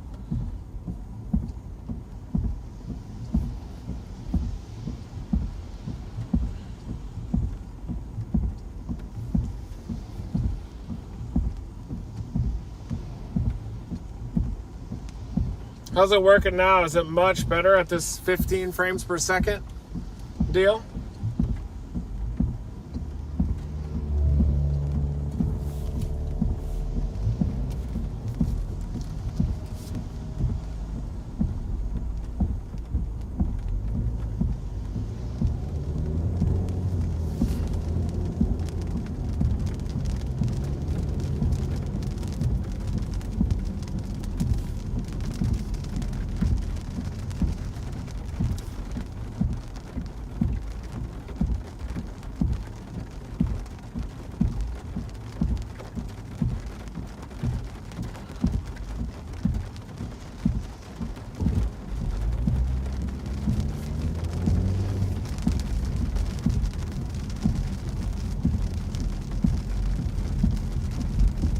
More lightning on the western sky, too. Looks like we're starting to get another storm off to my west. Show you here.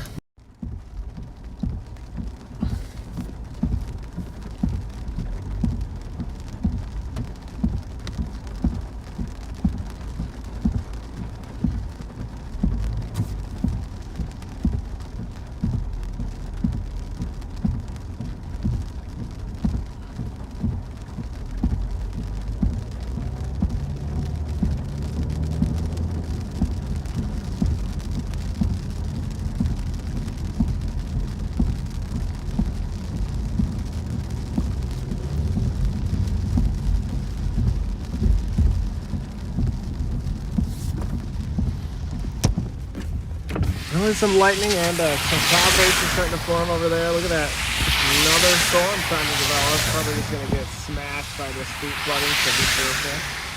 But look at that. Smells moist out here. Cloud base happening. Little mini inflow band as well.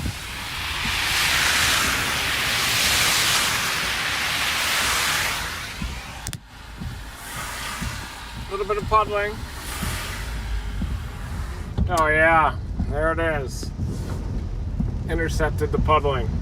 This is right where this thing dumped its core also.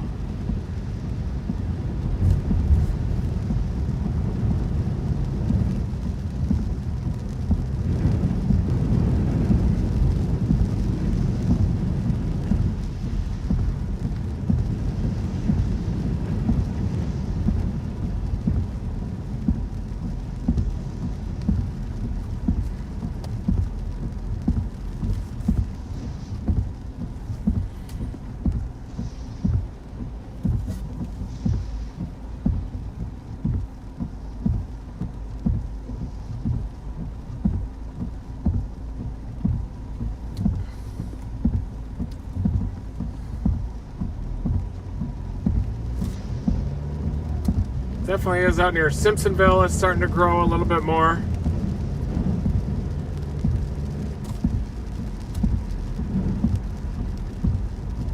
Some minor street flooding out and about.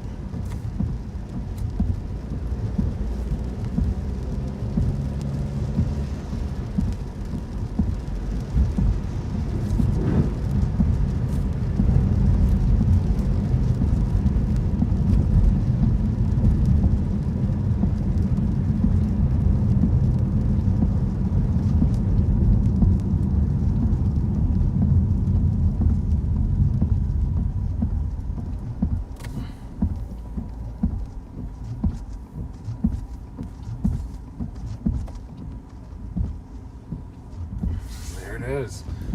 There's the core, and that's looking at back towards Simpsonville. You can see this scud as well that's developed on the front side as that core is trying to collapse, force a little bit of condensation. But there you can see that storm looking back towards Simpsonville, a little bit of a core trying to intensify. Rush hour traffic out here definitely dumped a lot of rainfall in this area, some minor street flooding out and about. Well, there you can see that scud tag.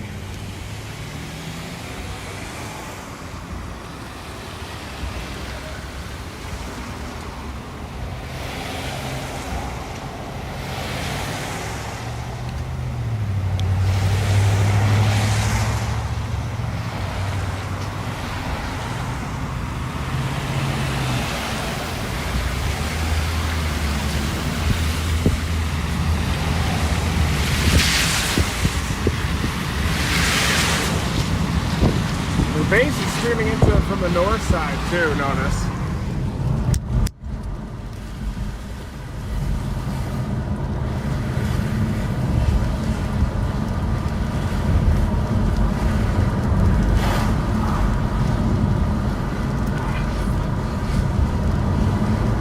Very difficult place to drive out here too, because everyone's trying to, just like anywhere, everywhere is tough to drive these days.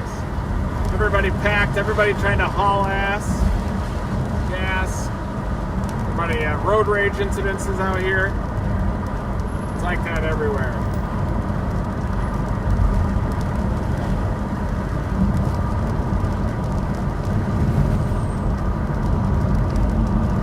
Yeah, looks like that frame rate issue definitely fixed it, didn't it?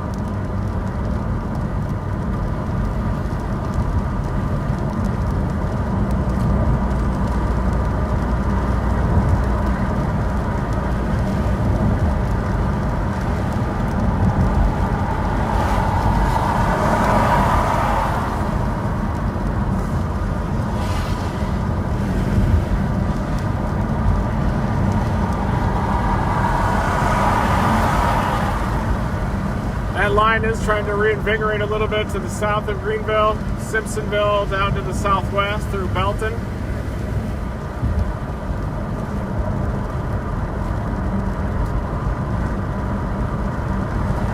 Severe thunderstorms are now off shore on South Carolina.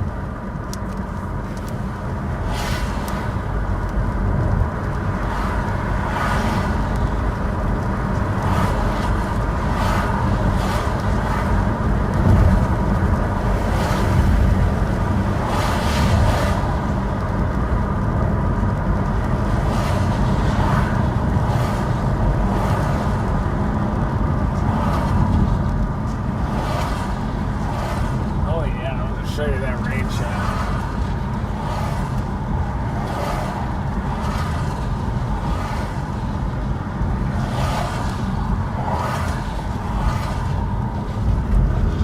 Trying to take a left here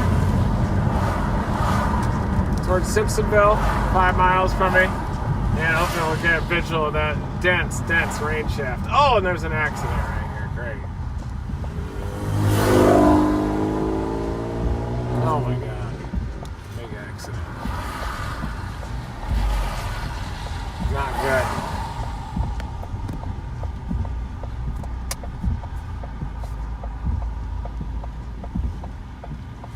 But this is that very heavy rain shaft that I'm seeing down near Simpsonville right now. That's it off to the left. You can't, it's right beyond the other side of those crepe myrtles. But you can definitely see that very well-defined rain shaft down there. Some updraft base in the north and south side, big rain shaft in the middle.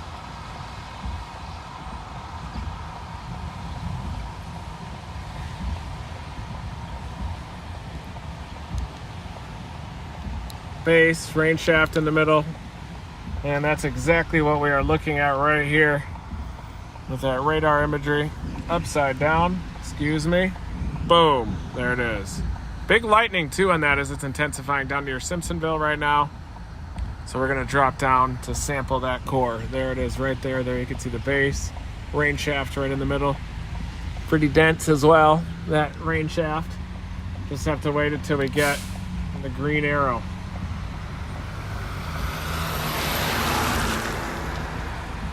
There we go.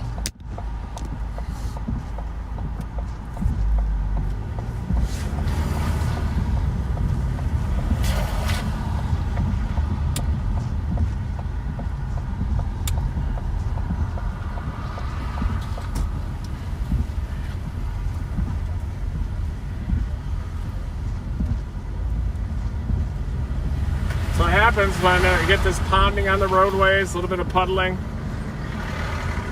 accidents can happen. And there you can see that rain shaft right in front of us now.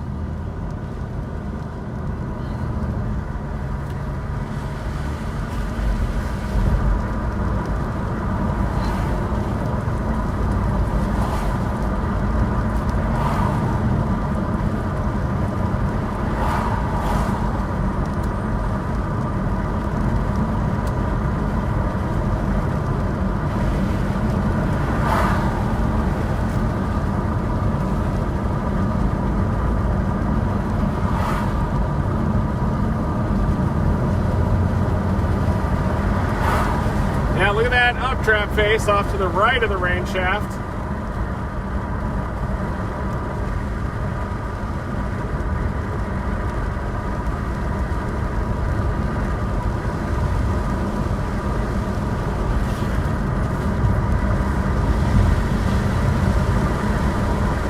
Heading that way. Right over this hill, we should get an idea of a little bit some better structure. Coming right over this hill. There it is.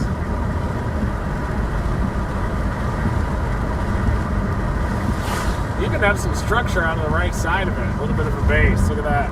Wow. Nice rain shaft. And we've got ourselves a wall cloud. Wow. Look at that.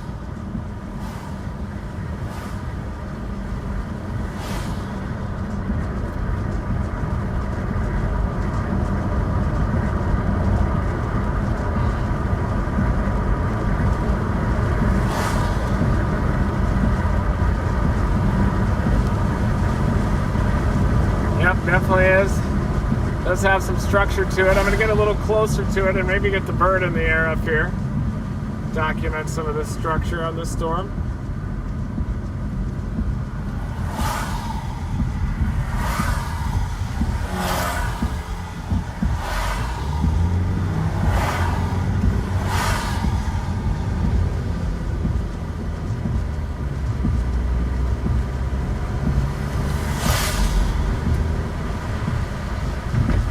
Oh yeah, look at that. So we got structure, folks. We are dominating.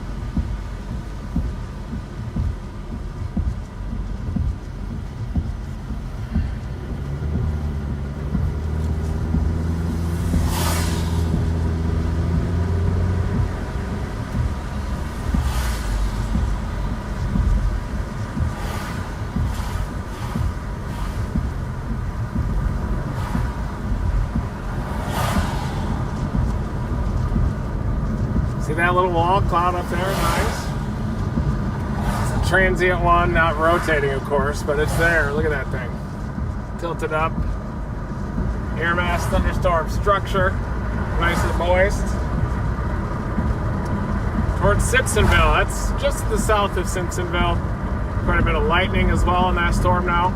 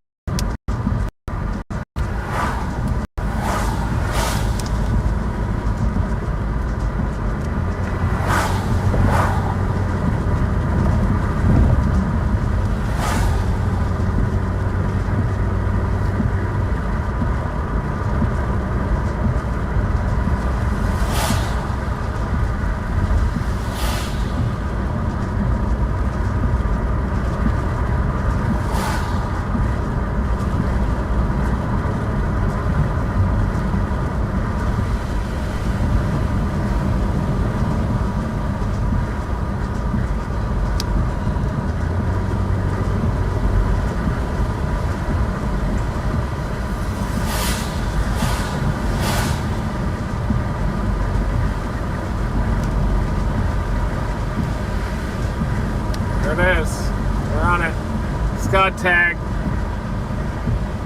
Wall cloud on the north side of this thing. Holy cow, you gotta be kidding me with this. Oh wow, what a lightning strike. Jeez. We are dominating once again.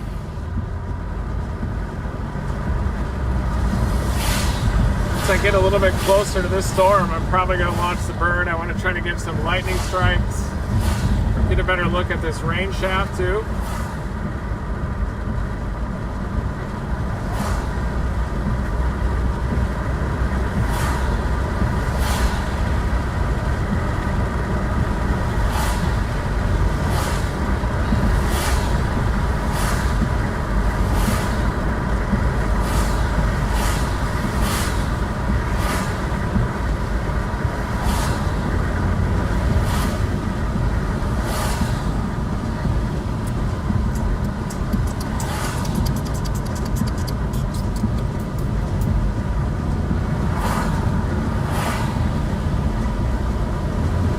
Get out of these trees a little bit, gain visual of that storm. There it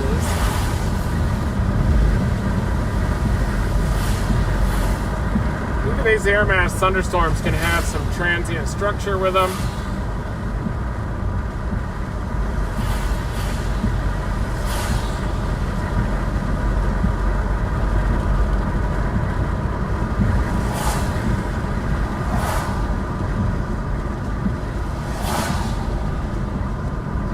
Look at that little gyre. Look at that little whirl here on the north side of our old wall cloud that we saw from a distance. Bases are getting a little bit higher up, it appears.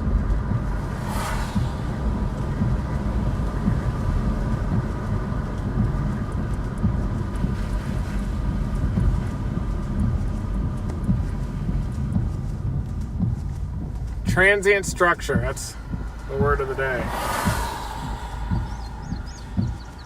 Ooh, it does look pretty good, doesn't it?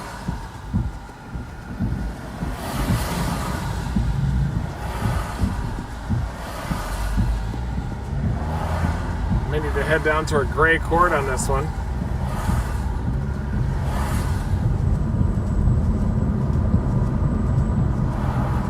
Fountain in.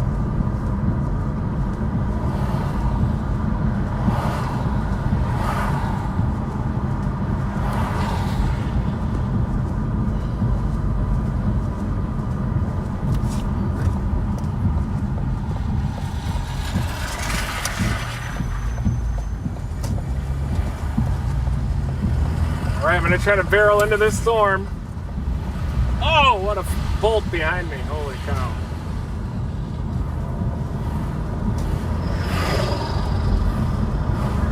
.9, then I get on 385 back south.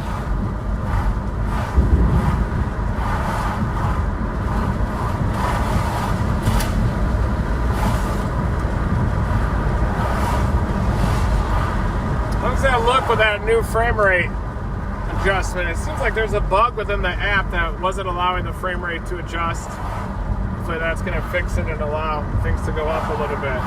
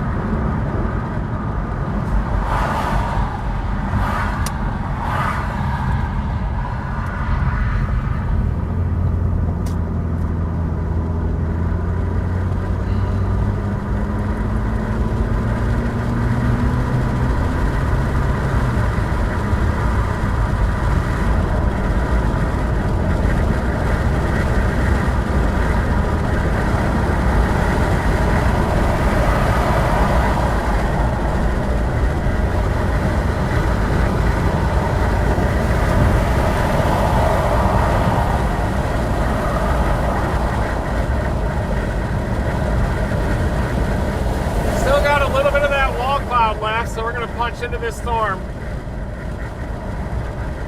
Toward Fountain Inn. There you can see the storm and the rain shaft. We're about to head into it. Oh yeah, look at that shaft. Big rain shaft punching into this thing, everybody. Beautiful storm. Non-rotating wall clouds on it. Heavy rain, warm rain processes. Beautiful lightning with this storm.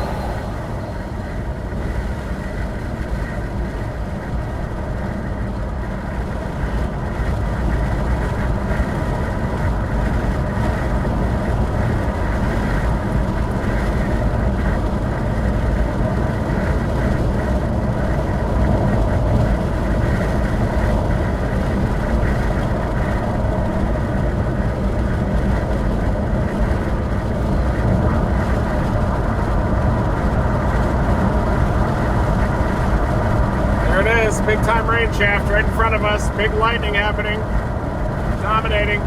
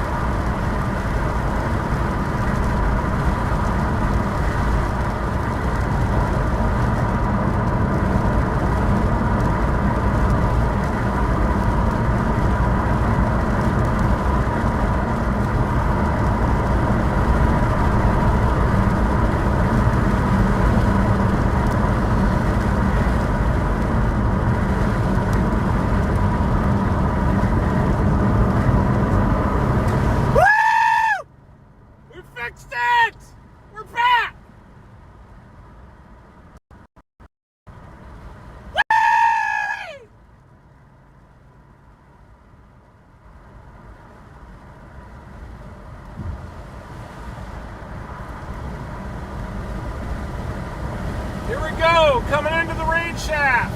Big time lightning, big CGs, very heavy rain.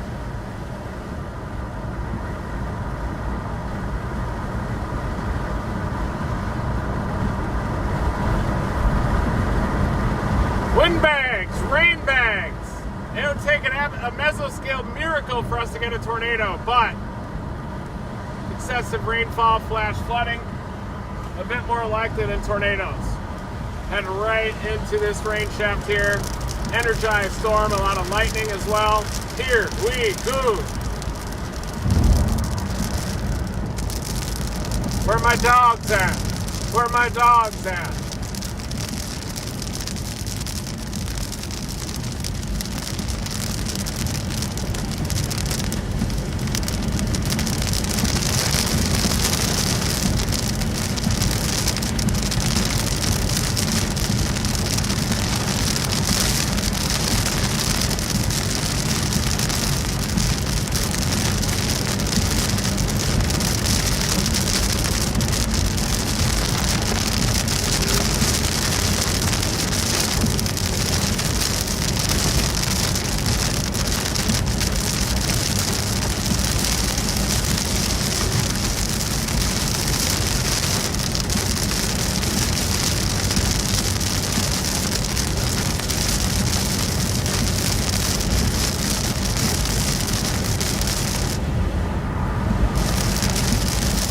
See, maybe visibility will even reduce to Z.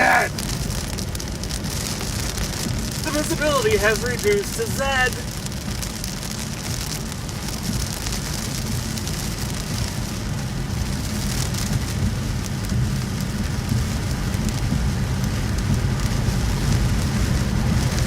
The visibility has reduced to Z.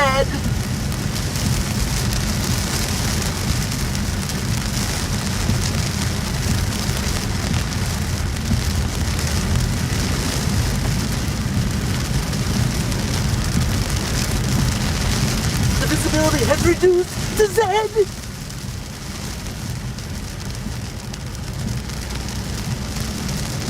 The visibility has reduced to Z.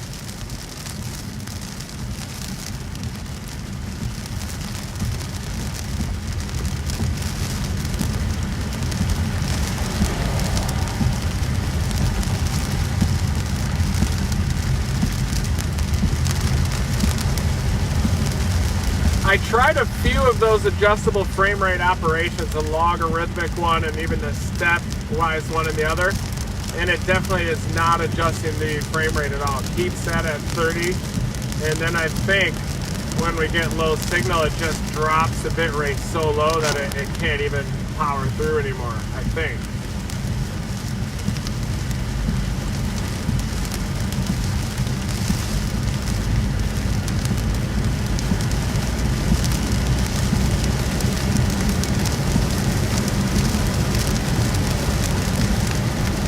Got good news on the car.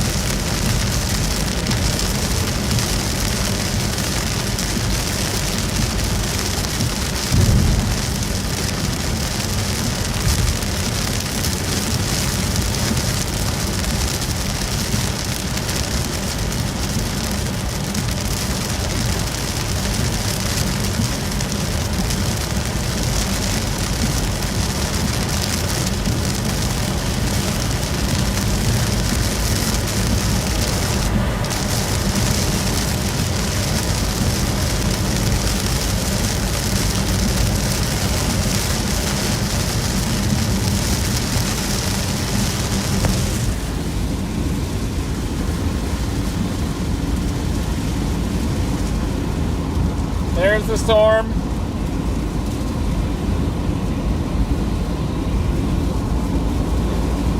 All I need to do is get down to Great Court. I can maybe even get some structure this shite up.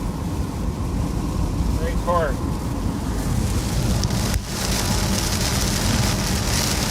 See if we can pound through and get a little structure on this thing.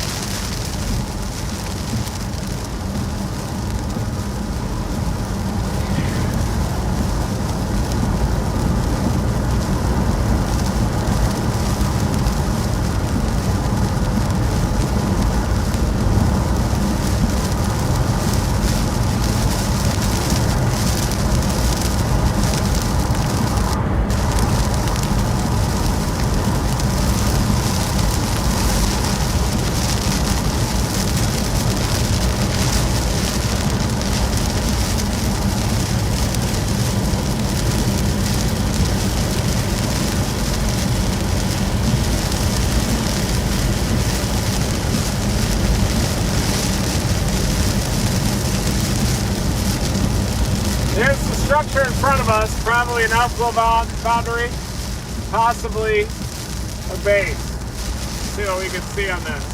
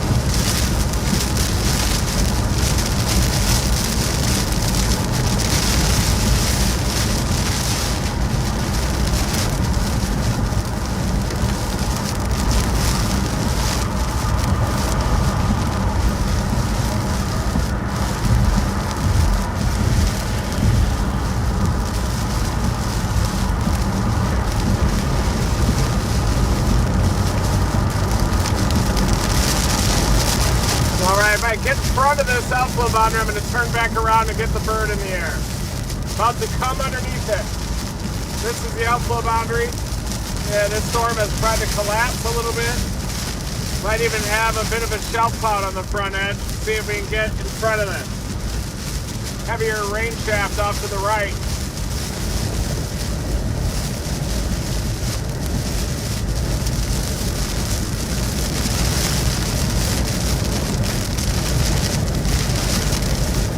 With his head.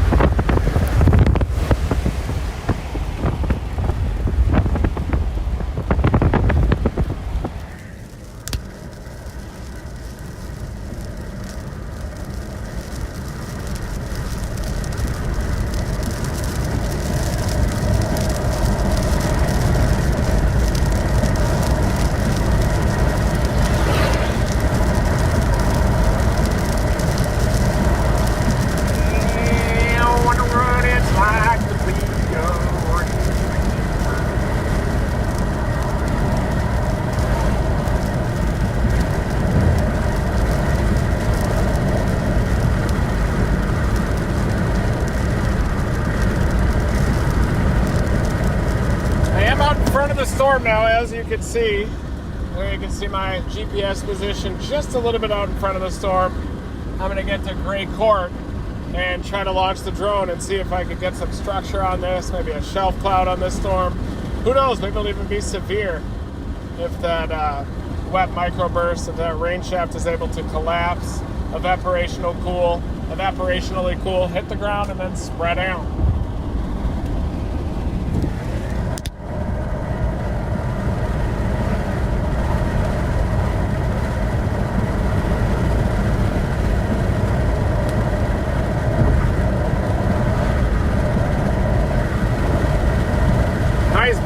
Heading through Lake Oconee up to Mount Carmel area. Not really an outflow driven bow, but well, it is an outflow driven bow, but it doesn't have a big rear inflow jet. It's not a derecho or anything. It may have some gusty winds along the leading edge as that sags down through the Savannah River Valley. And there is our little shelf, the mini shelf cloud. I'm trying to get the bird in the air here in about a mile or so.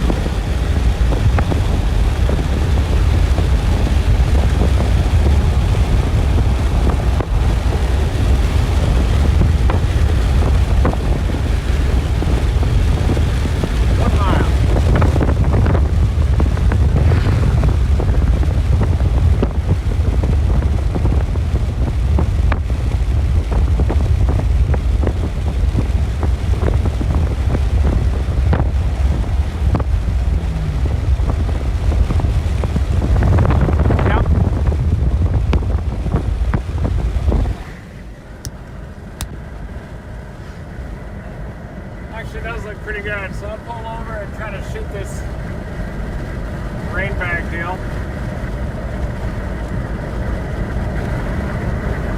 Shelf cloud.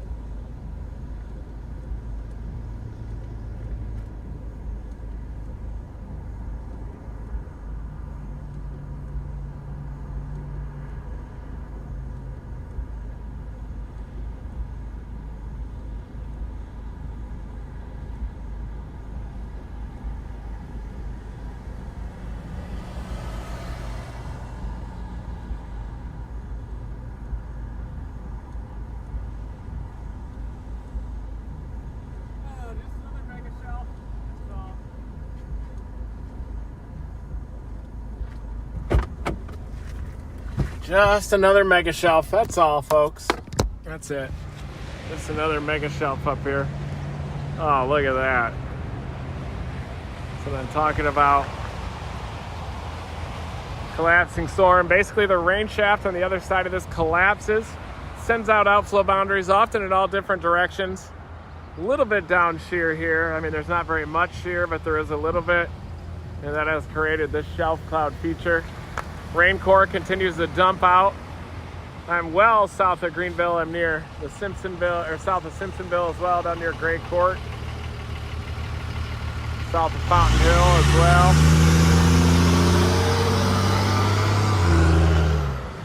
See, it's gusting out. That is not a wall cloud over there, a little scud bomb. Most of the core is back behind it. A little outflow boundary that is punching out.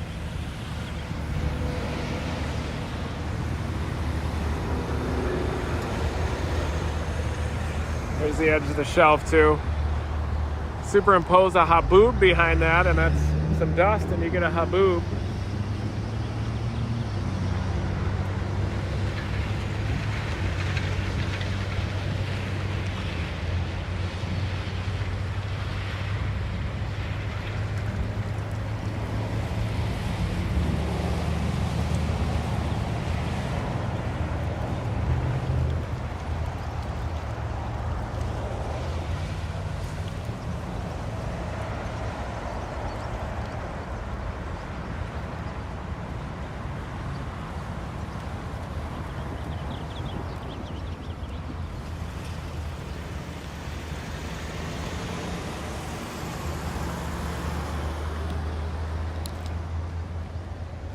You can see this thing surging out, a mid-level cloud shelf above it.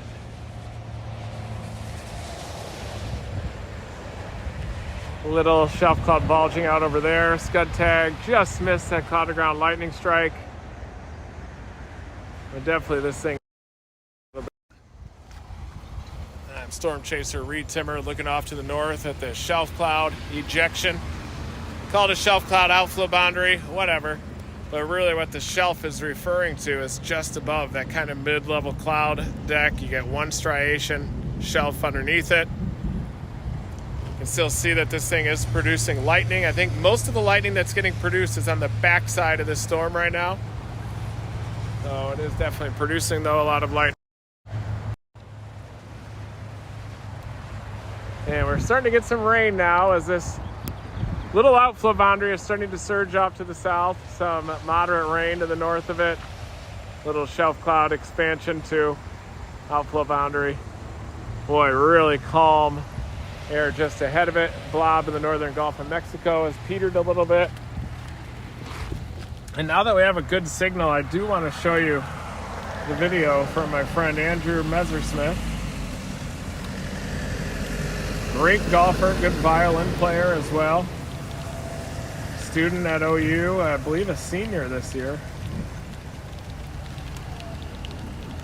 And here it is.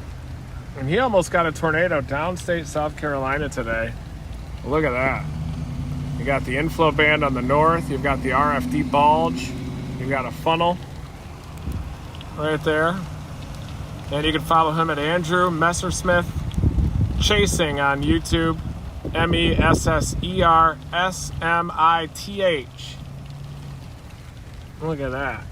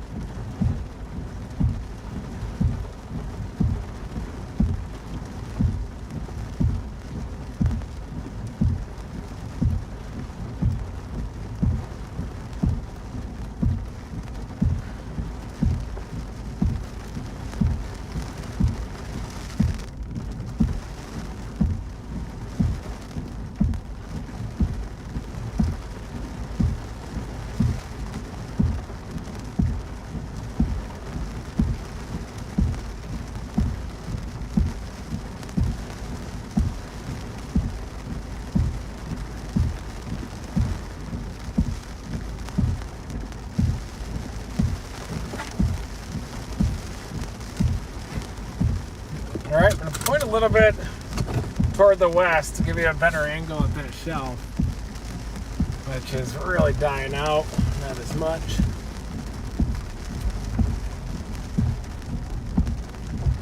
But there you can see the edge of the shelf cloud as it's moving away.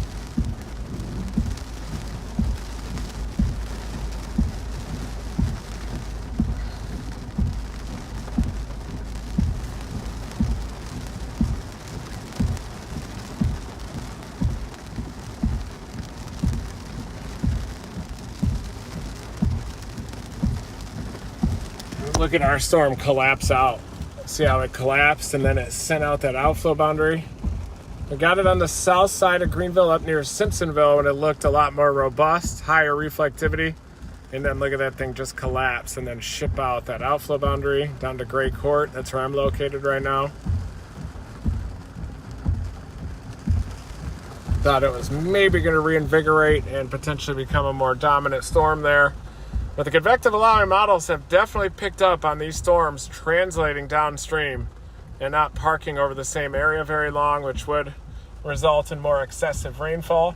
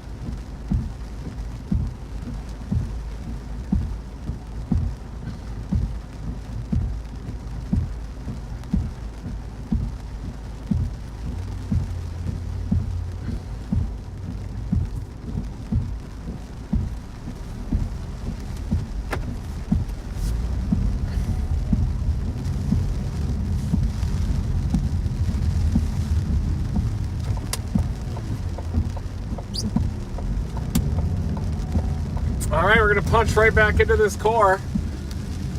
There's the edge of the shelf looking off to the right.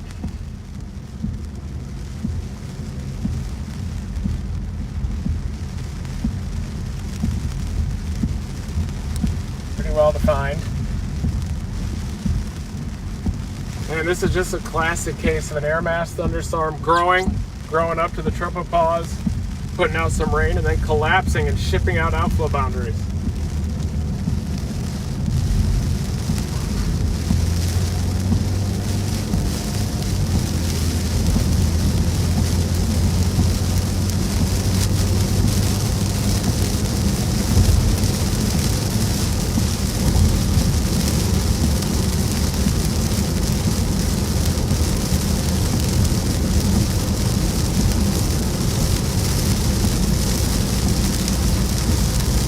All right, we're gonna punch back into it.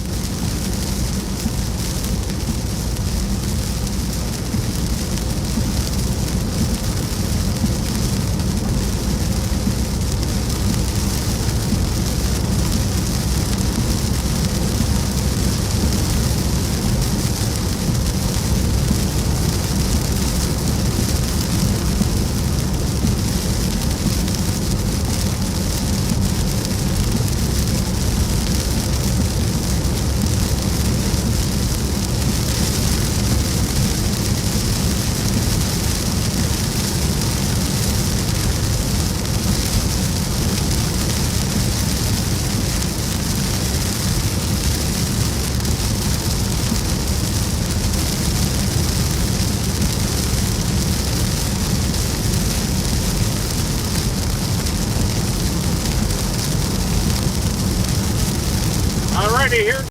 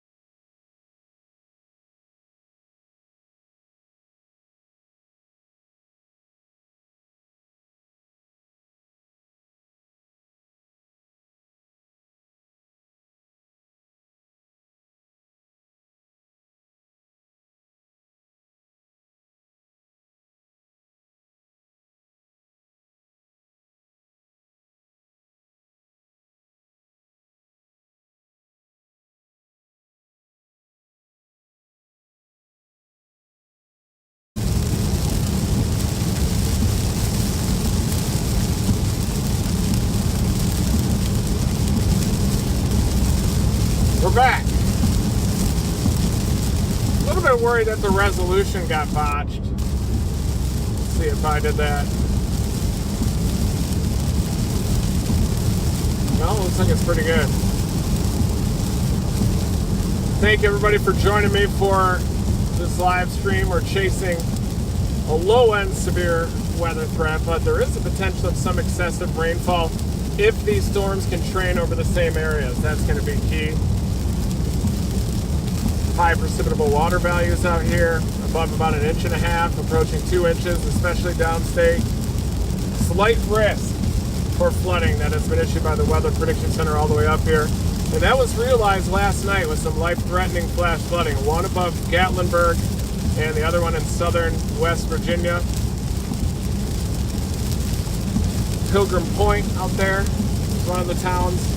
One of those towns is inaccessible in southern West Virginia due to the flash flooding.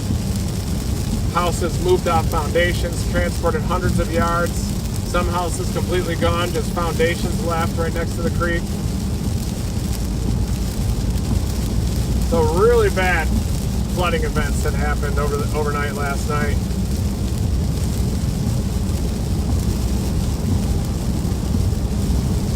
Looking at the radar, this thing is definitely starting to die out a little bit off to the south. What happens is these air mass thunderstorms will go up, and in the absence of wind shear, you don't have any updraft tilting. You have difficulty sustaining those updrafts, sustaining the extreme impacts that supercell storms have. And when you have a rotating updraft, it's a stronger updraft. It's associated with a stronger wind field at ground level. And that's how you get such extreme impacts with supercell storms as compared to windbags or air mass thunderstorms, storms that are in environments with a little bit less wind shear.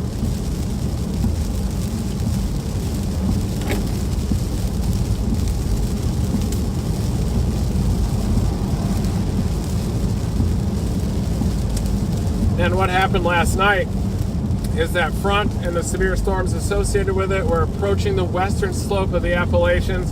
And then right when they got up to the spine of the Appalachians, the outflow was kicked up.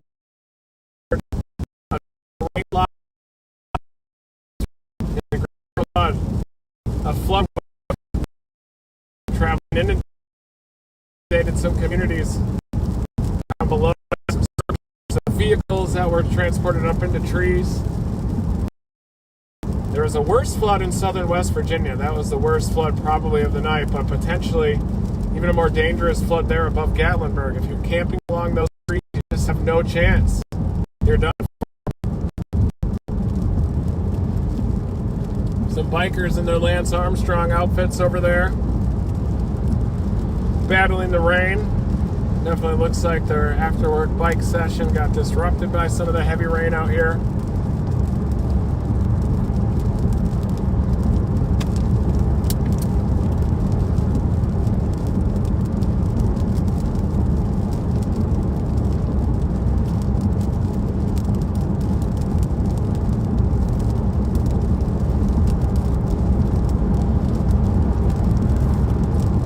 So I'm headed back up toward Greenville. That storm that I just left is starting to die out a little bit. That one's down near Gray Court. And that area of stratiform rain will probably continue pushing down to the south. I think that behind that mode of convection that was downstate in the low country of South Carolina, there's likely a little subsidence and stable air back behind it. So I don't think that outflow or that stratiform rain is going to invigorate new intense thunderstorms down further south either.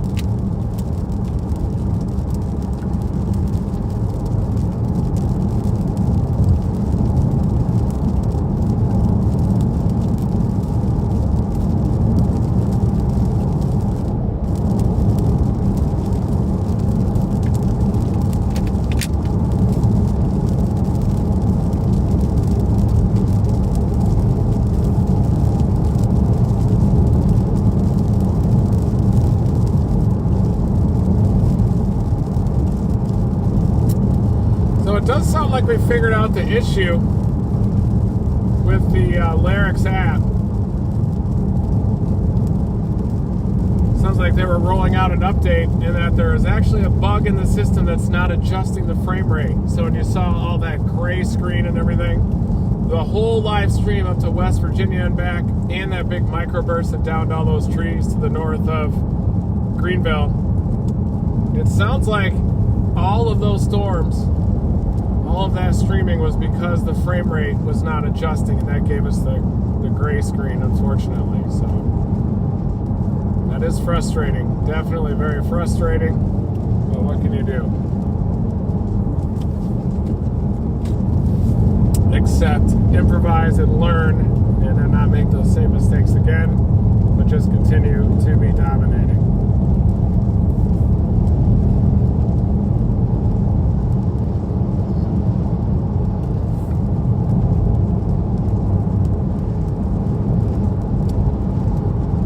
Storms ahead, another marginal risk for severe weather, except down in the South Carolina low country tomorrow.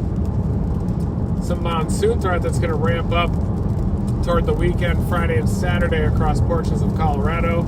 There are some burn scars that are out there. East troublesome burn scar.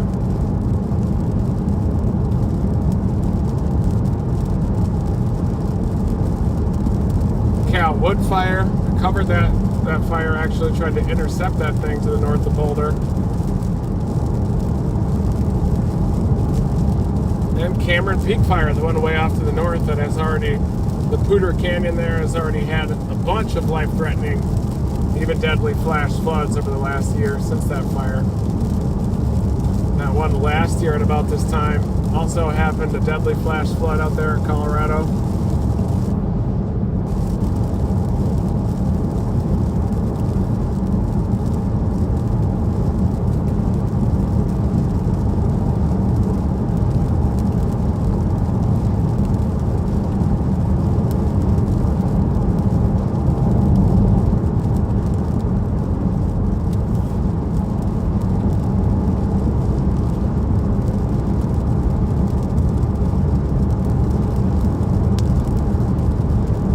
Definitely just some light, moderate rain that you're seeing now as I'm coming back into Greenville, South Carolina.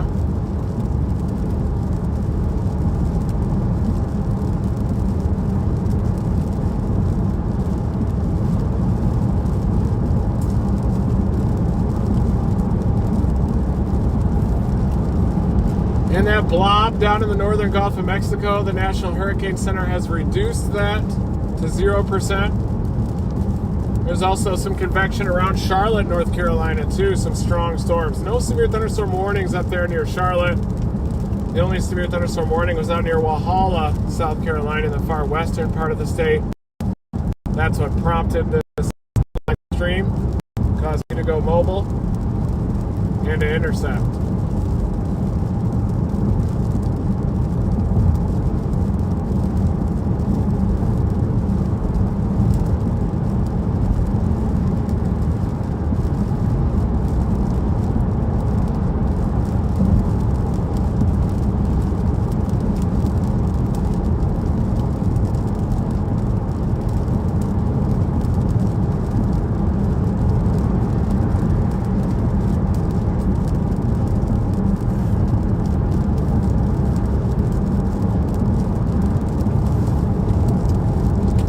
2017 when we had that total solar eclipse. We went to Roper Mountain out here. I was working for AccuWeather at the time. Teamed up with my good friend Andy Coates, a photographer at AccuWeather. My whole family came down, my mom, sisters, nieces, and nephews, and we experienced the total solar eclipse. It was awesome. Incredible experience. Everything went pitch black. When you hit totality, there's nothing like it. Honestly, I underestimated the experience. When it happened, it was absolutely incredible. And it happens in a blink of an eye. It's going toward totality. You have like a very partial eclipse, a little sliver, and then bam! Suddenly it hits totality, and then everything goes dark. You have a little ring around the edge. And it's just an incredible experience to behold.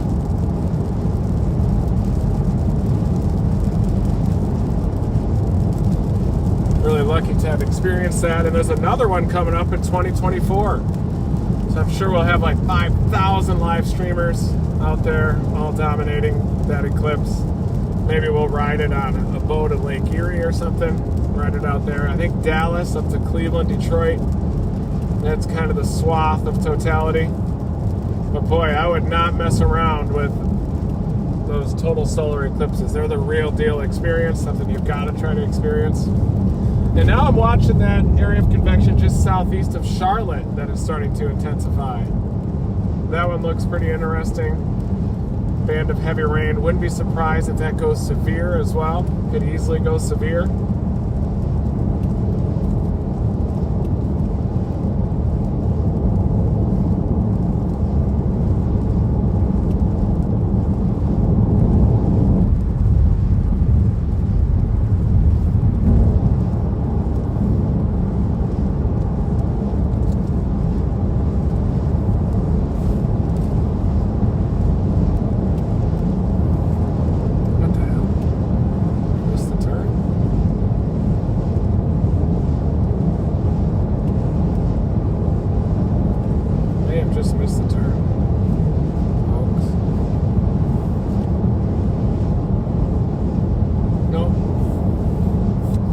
Milky skies. Look at these milky skies that you're seeing up above. That's classic. Storms that go up, spread out anvils, go back down. New storms go up on their outflow, fall back down, and you're just left with a bed of milk, a bed of mid and high level clouds up there, cirrus decks. Basically just a conglomerate of old anvils from those air mass thunderstorms.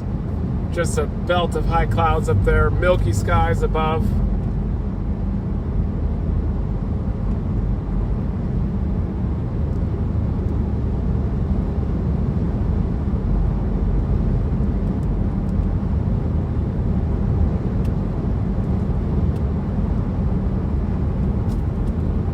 We are going to be rolling out the Never Stop Chasing podcast eventually. We just got to figure out what the format is. And you just got to start churning out podcasts one after another. Talk about storm chasing, talk about storms, talk about meteorology and science projects, streaming, the storm chasing business. You know, is it better to stream on Facebook, YouTube, Twitch, all of them? Is it a good idea to do a tour company? I could definitely provide some first-hand experience on that. Tornado science, tornado genesis, storm structure, storm chasing, forecasting, the latest in forecasting, hurricanes, tropical meteor. We actually started the Never Stop Chasing podcast like 10 years ago. We did a couple of episodes back when we were doing TVN and tornado chasers.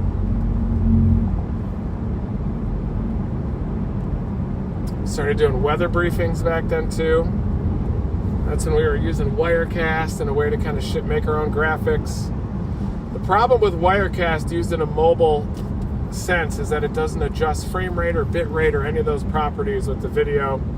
But then OBS came along, and even that one doesn't really have a good encoder that will adjust frame rate and bit rate for streaming. You just kind of adjust a set number. And so then we stumbled upon this Larix app, which seems to adjust frame rate and bit rate, but I noticed a bug that the frame rate was locked in at 30 frames per second, even when we selected the adjustable frame rate option. and that created a bad stream where you got all that gray. It was superficially throttling the bit rate more than it even needed to. It really didn't even need to throttle the bit rate that much, and it did. And that's why these last couple of streams we've just had gray blobs all over the place. And now ever since I figured out that frame rate thing down near Gray Court, it's fixed. Streaming is a perfect balance and kind of the push and pull between frame rate, bit rate, video resolution, all kind of built into your encoding software. And a lot of these social media apps like YouTube and Facebook have that technology built in. But that's why it's sometimes even better just to use the Facebook app when I'm streaming. I might do kind of a combination of this setup, but then we can't do the overlays because Facebook seems to throttle a stream that is split just a little bit, or you just have to start and stop the stream over and over again.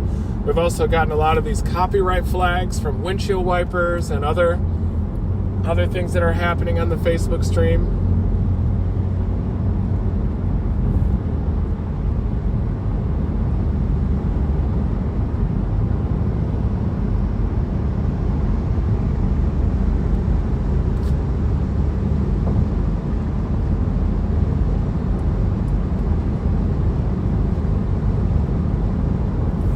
So many people doing these weather reports, weather briefings on YouTube. Most of them don't have any formal meteorological training. That's one thing about social media is if you want to do something, social media kind of provides you the pathway just to do it. Whether you have the knowledge or not, whether you have the training or not, you can just get out there and let it rip. Start breaking down radar, start doing weather briefings. It's a little more dangerous when it comes to storm chasing or a lot more dangerous because knowledge of storm structure can keep you alive out there when you're around the dangerous severe weather. Also, it's so expensive to storm chase. Gas prices are so high that I think once somebody figures out when they're 30 years old that, hey, I want to storm chase, you get out there and you pay a couple of tanks of gas and you're like, holy cow, this is not a great way to make money. It's a great way to lose it. And money is a motivating factor for a lot of humans out there. So the key to when you're storm chasing or going into weather is you've got to be motivated by a deep-rooted passion for the science, for severe weather. You have to be motivated by different things to really take it to the next level and to do it for a living or expand it beyond a hobby. But kind of interesting times these days where social media has allowed anybody to do anything, and I think that's awesome. Everybody should have the opportunity to do what they want to do and what they love to do in life.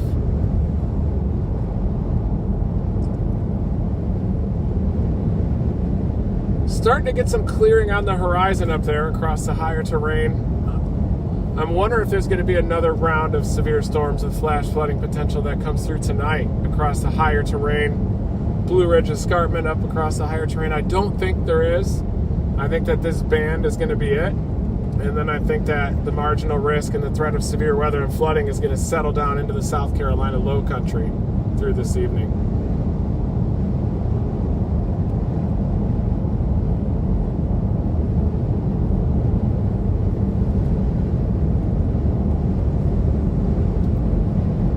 But I do think that the formal meteorological training provides you with a unique perspective on these storms. You understand why things are happening, not just that they are happening.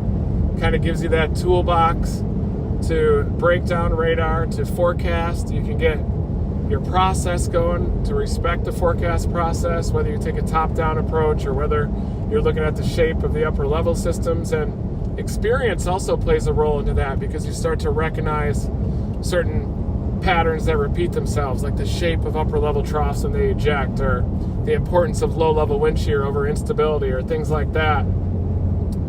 So meteorological training, even though a lot of it involves memorization of complex math and equation derivations, you really do understand why those equations represent certain atmospheric processes and why those are, more easily forecastable, or, why you're seeing storm structure, what's actually happening behind the curtain meteorologically. And I think that certainly helps. So I always encourage anybody who's interested in meteorology to pursue a degree in meteorology, pursue that formal training, because really what you can learn, even though it may not make you money or anything, I think it's an important part of just being a human, to try to expand our knowledge, have a desire to try to expand our knowledge and learn why things happen, not just that they are happening.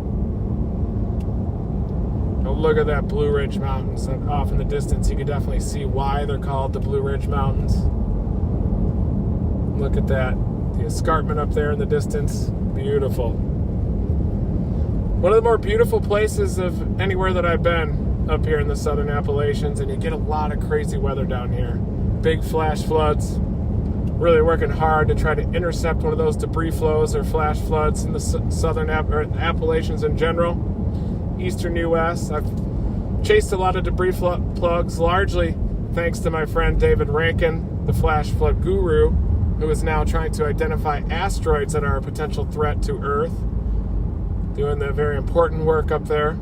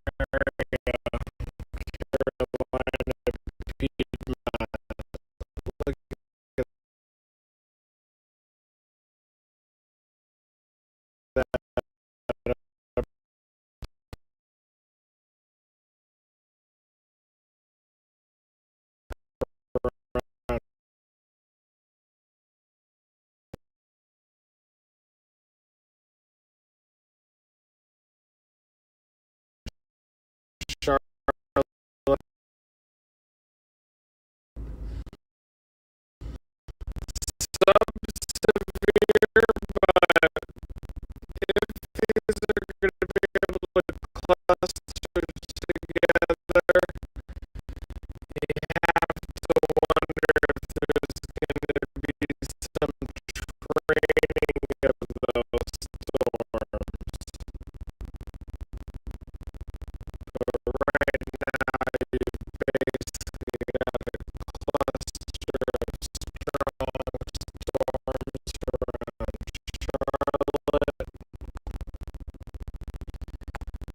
You've also got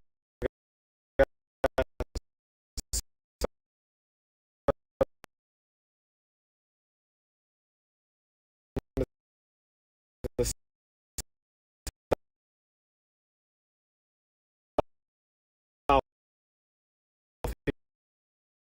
southeast of Atlanta, to the south of the I-20 corridor.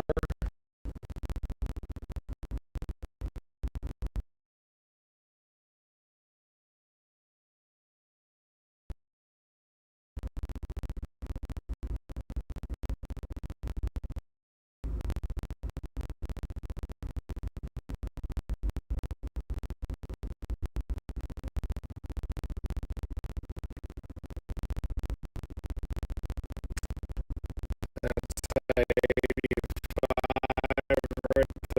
I-20.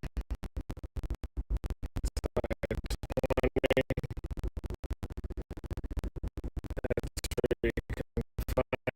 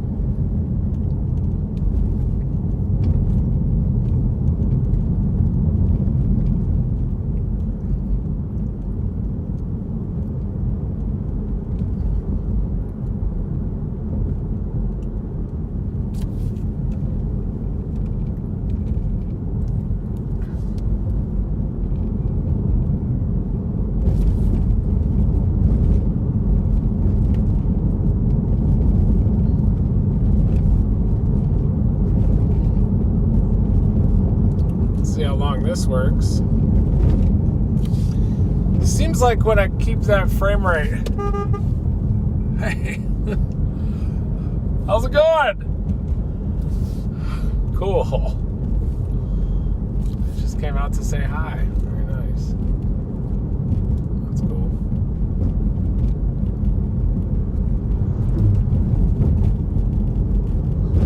Sweet. Hello back there, sir.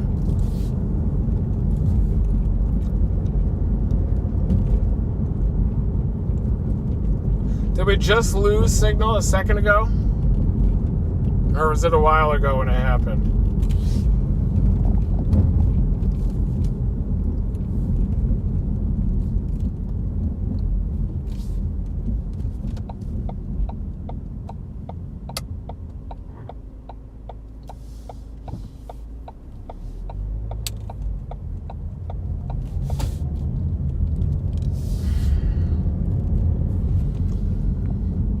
Don't worry, guys. I'm just ferrying underneath the milk right now, looking for storms, but I don't think they're going to happen, so I'm going to probably be phasing this thing out pretty soon. But I am glad at least that the frame rate looks a little better. 15 frames per second. Seems like there is a bug with this Larynx app.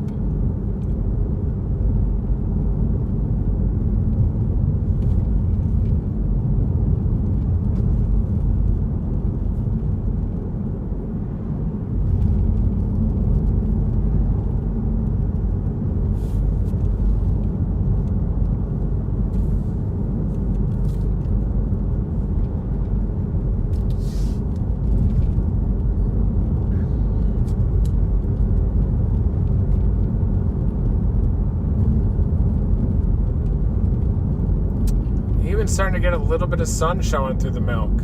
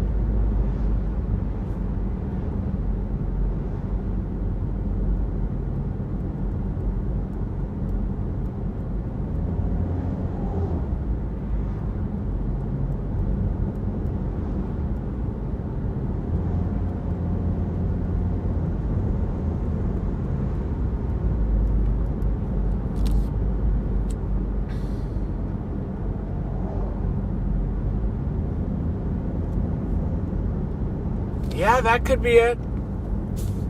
It definitely seems like it keeps getting backed up a little bit more and then suddenly it goes gray.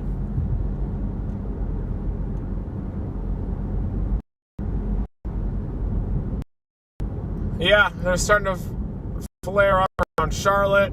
I'll do a quick radar breakdown. We also have that severe thunderstorm warning south of Kill Devil Hills, Mans Harbor area, in the North Carolina Outer Banks. That's in northeast North Carolina.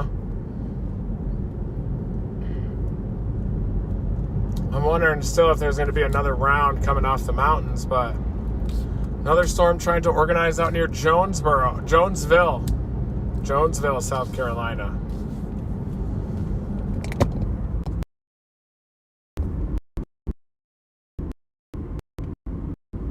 South of Gaffney a long ways. The woods. literally.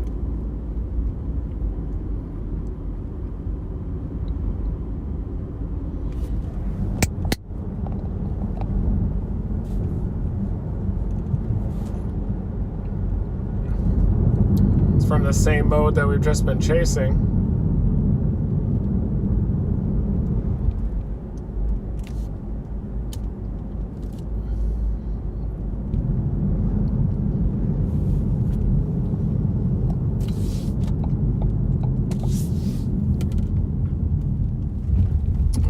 Quick radar breakdown for you here.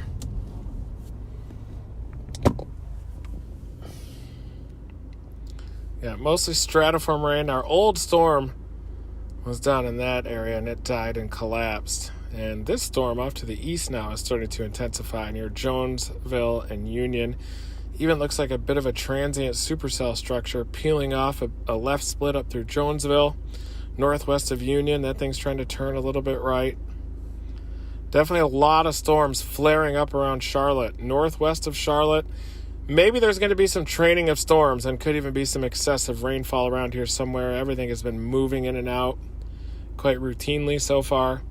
And then we've got this severe thunderstorm warning southwest of Kill Devil Hills, Mans Harbor. Chased a lot of hurricanes down in that area before.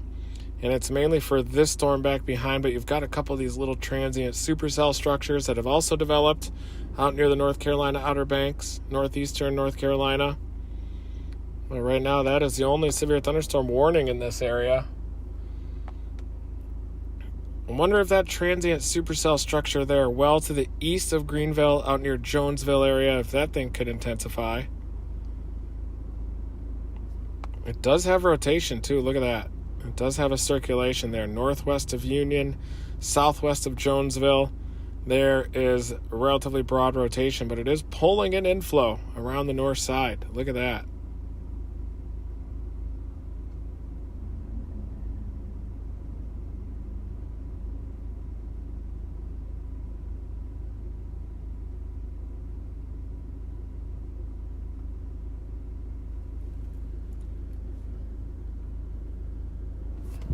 There's my picture-in-a-picture units. I've been working a couple of phones to kind of test all this stuff out. This area might go severe because it's starting to rotate, and anytime you get a mesocyclone like that, it means that you get a stronger updraft. It means that you're likely going to have an associated stronger downdraft too when the thing collapses. But overall, that there is really marginal mid and upper level flow. It's going to pass between Jonesville and Union area, South Carolina. This is in northern South Carolina. Charlotte's got a big cluster of storms around it.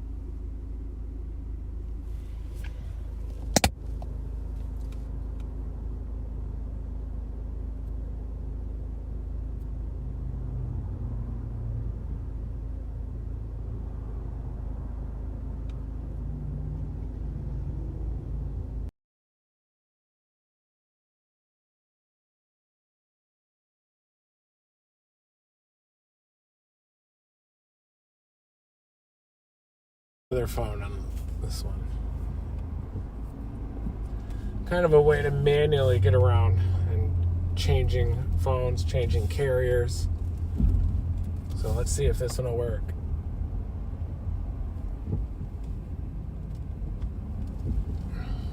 Yep, there we go. Picture-in-a-picture is working. So this phone is now working fine. This would be AT&T. Looks to be working good. Frame rate 15 frames per second, 2.7 megabits per second.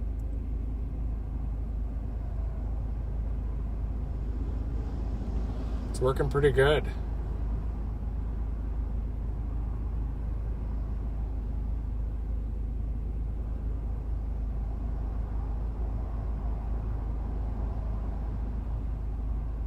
Never stop chasing. Thank you for joining this live weather report.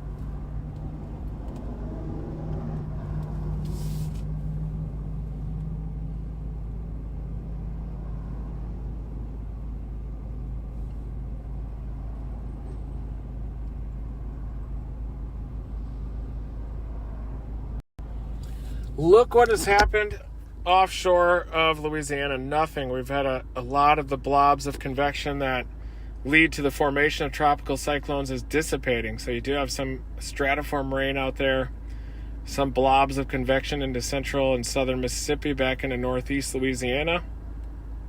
A couple isolated severe thunderstorm warnings, air mass thunderstorms, looks like to the southwest of Tuscaloosa, near Union, Utah area. Remember I left my drone out there when I was trying to cover that tornado back in the day.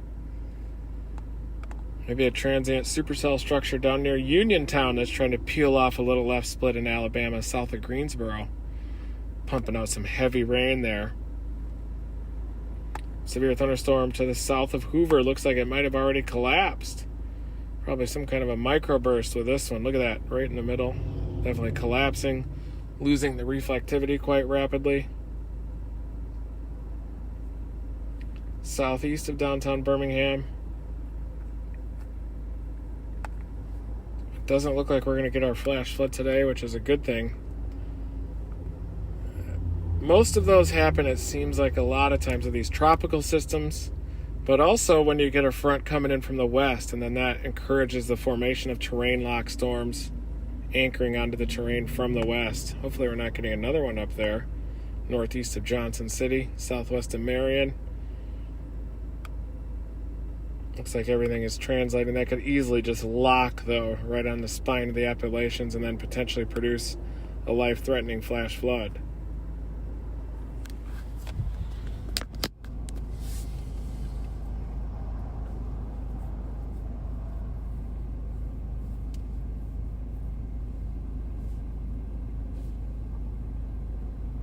Is Mint Hill flooding? We don't have a flash flood warning out there yet, but maybe a flash flood advisory or something down there, I would think. Utah's got flash flood warnings. Our old stomping ground out there. Looks like out near Bryce Canyon has a flash flood warning. Wonder if there's any debris flows out there west of Bryce Canyon.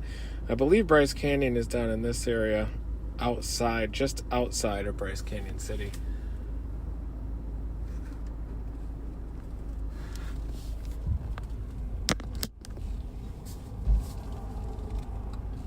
All right, folks, I'm going to shut down this live stream.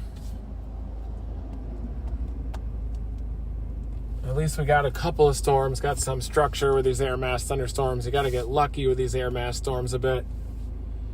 But thank you, everybody, for joining me on this live storm chase. Many more to come.